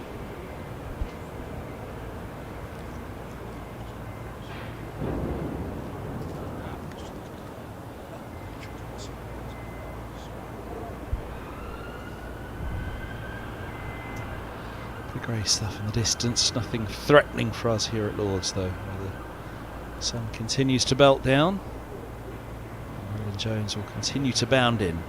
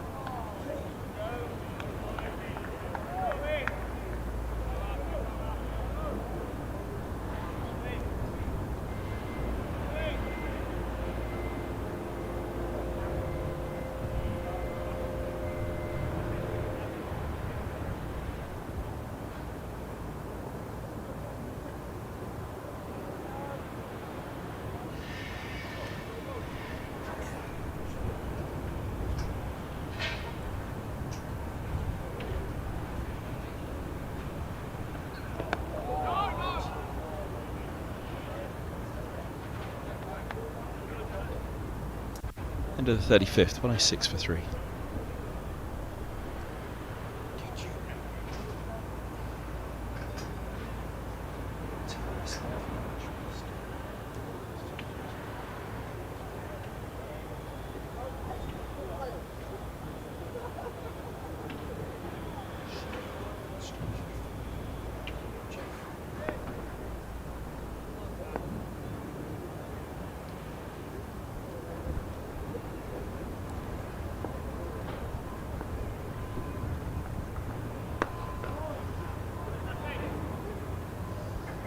From 22, Madsen.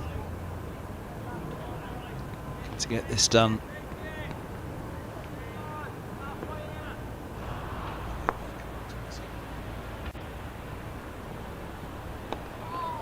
Century in the first innings for he and Aitchison. 8 for in the match for Aitchison. Martin Anderson padded up next to Chris Wright, 2 that started out their cricketing lives at Middlesex. Chappell knows he's on the camera clearly.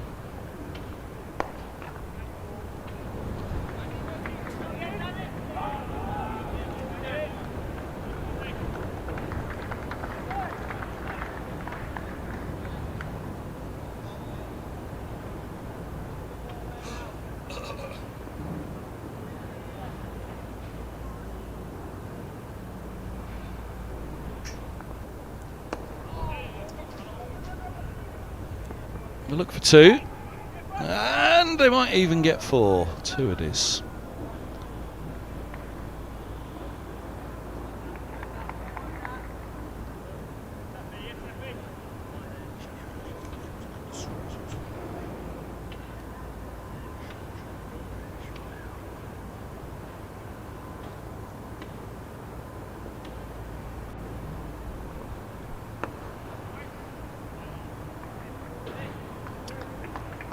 More.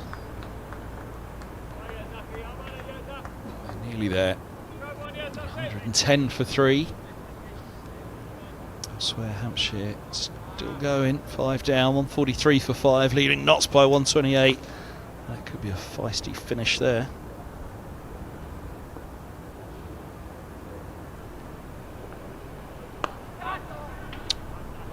Slap for a single to finish the over. Nelson on the board on 111 for 3. 11 to win. Sussex still 5 down in their follow-on at Somerset. They're 94 for 5.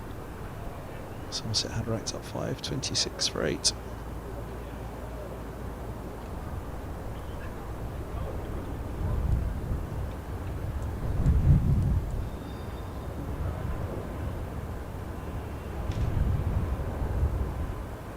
Warwickshire 94 for 1.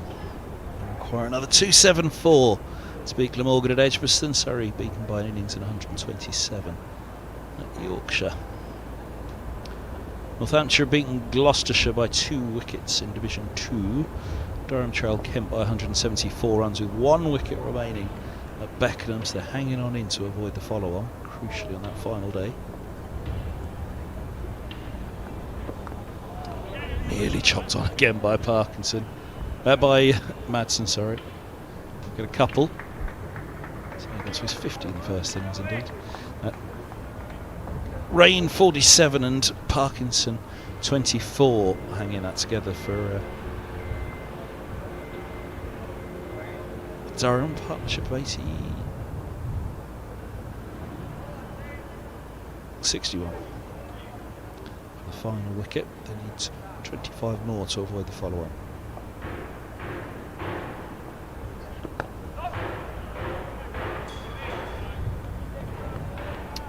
Worcestershire 124 for 5. Lead Lancashire by 113 at Southport.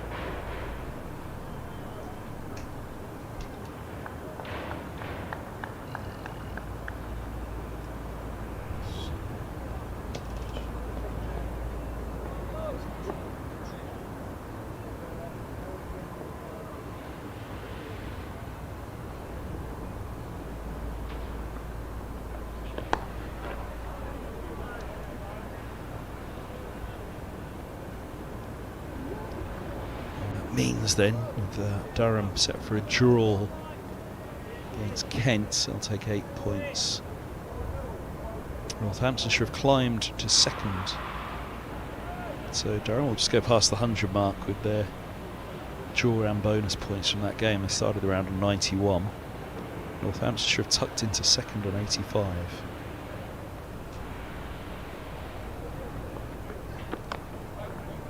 Middlesex as things stand third on 68, but Derbyshire will jump above Middlesex. As I said, heading for a draw, they may well jump above Middlesex as well then in that table as Kent will.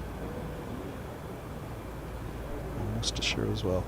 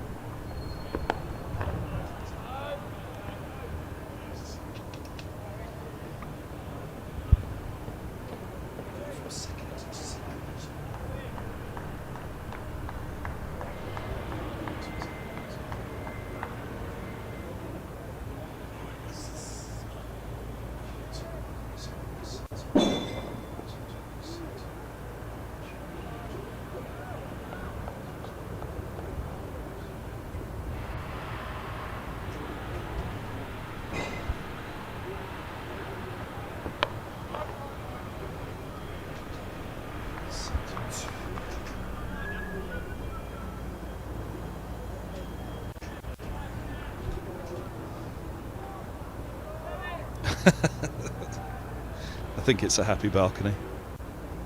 It's certainly a happy chapel.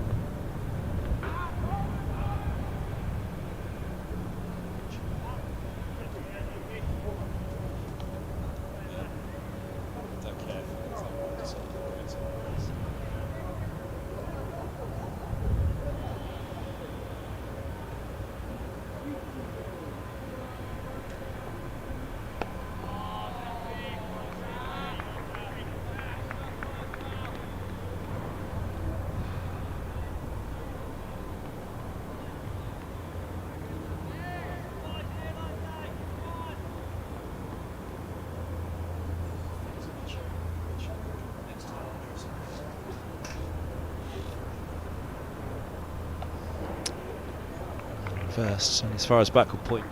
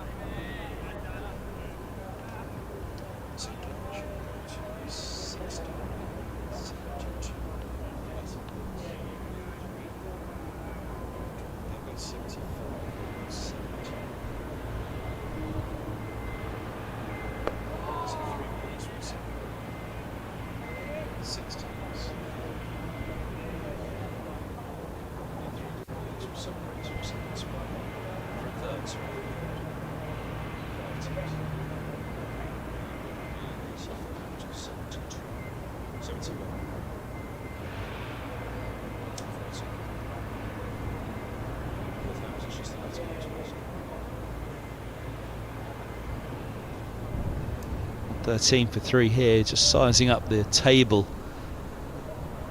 Derbyshire win, set to move them to 75 points.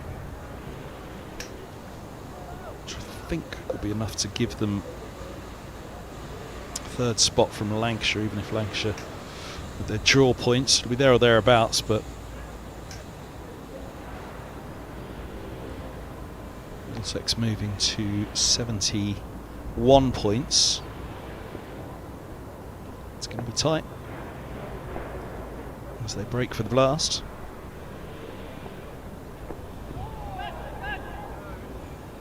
Ouch, has that hurt Duke?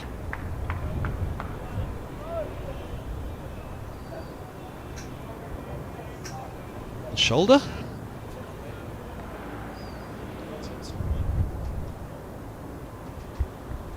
Let's have a look.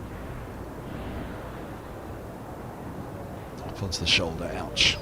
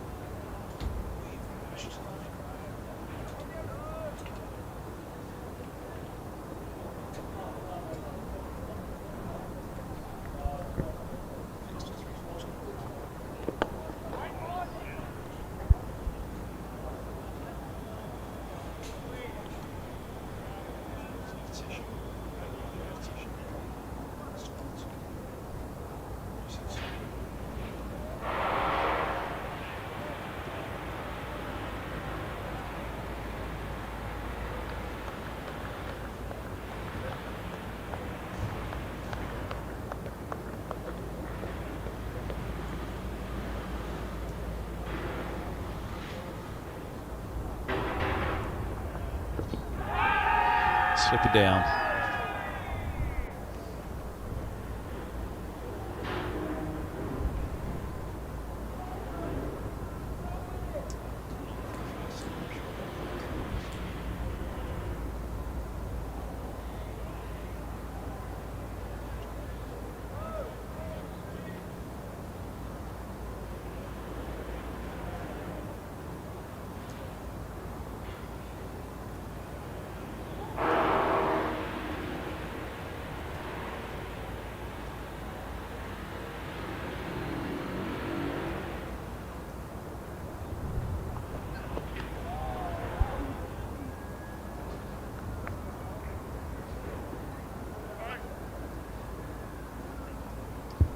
Well, 14 for 3, just the 8 to wrap this up now for Derbyshire.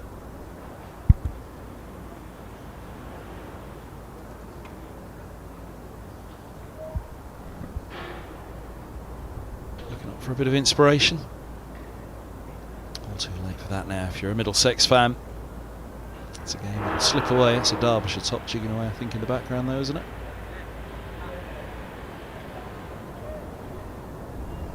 Back here on Friday, Middlesex for the start of the blast, and they take on Kent. Surrey on Sunday.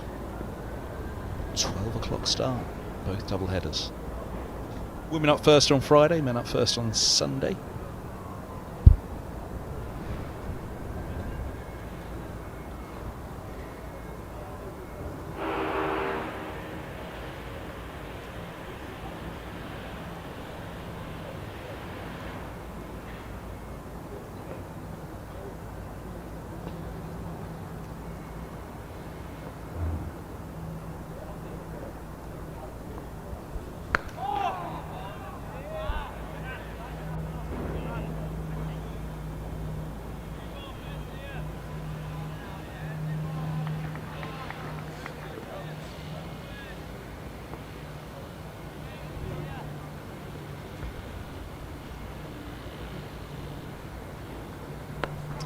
Leg side, single taken.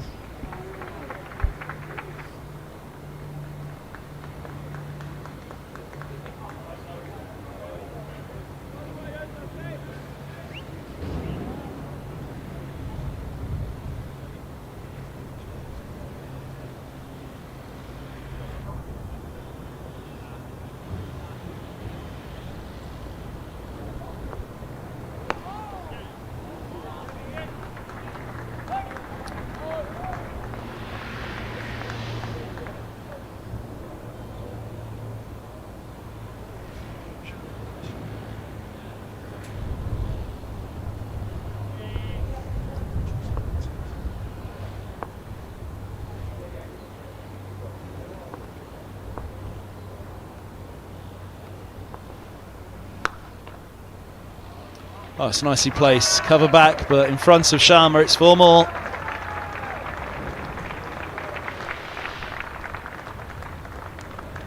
Derbyshire are nearly there.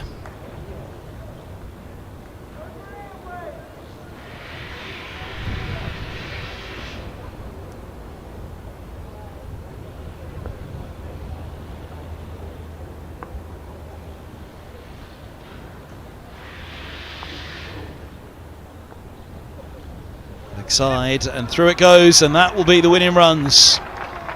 They'll come back for the second. It might even hit the rope for 4 buys, and it does. And Derbyshire have the win. Aitchison with a century. Madsen there at the end, having scored his first of the summer, his first at Lords, and he seals it with a win as well for Derbyshire. They propel themselves up the table to 3rd spot. Whether they hold that or not with the games elsewhere, but what this does do, Derbyshire starting the round 2nd bottom, it tightens the table dramatically. In Division 2, Durham top, 91 to their name. They're going to draw against Kent, it seems, which will push them just past the 100 mark. Northamptonshire 2nd with 85. Derbyshire tuck in now with 75 to their name. Might just slip below Lancashire before the round is out, possibly Kent as well, but Middlesex lie up that gap to Derbyshire. Started the round with Lancashire, Kent and Worcestershire in between the two sides. Derbyshire in the meantime leapfrog all of those, but yeah, the gap between Middlesex and Derbyshire will be 3 points at the end of this round, so plenty to play for. Where will these sides be when they face each other again at the end of the season? Well, Madsen walks off with the victory, and Derbyshire take the spoils in this one here at Lords by 7 wickets. We'll be back on the live stream on Friday, the double header. Don't forget Middlesex against Kent, the men's game in the evening. Similarly, a double header on Sunday, Middlesex taking on Surrey on Sunday morning. For now though, from myself, Kevin Hand, the rest of the team bringing you the stream here at Lords, we'll say a very goodbye to you. The stream here at Middlesex brought to you in association with Zafabet.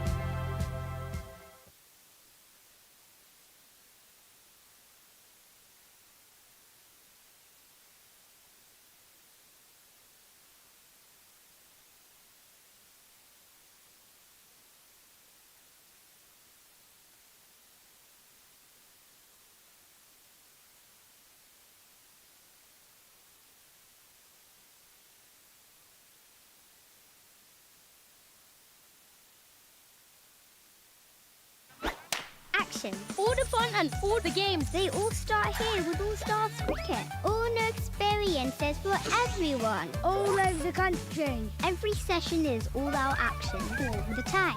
All welcome, all invited. Believe in mums and dads. Skills, Friendships, smiles, dreams. it all happens here. All you need is delivered right to your door. Best of all, it even has your name on it.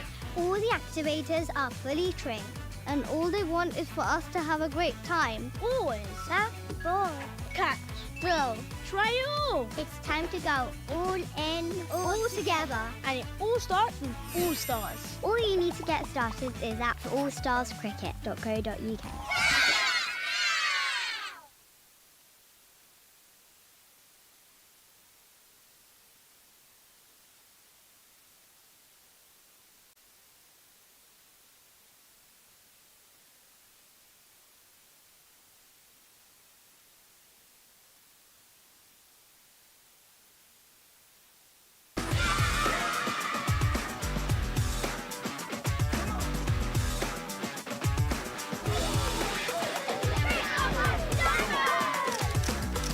Power your play this holiday at Dynamo's Cricket.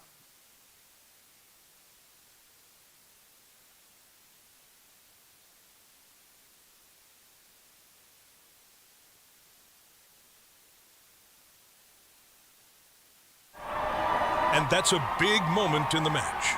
Here and now 365. Amplifying brands in the UK.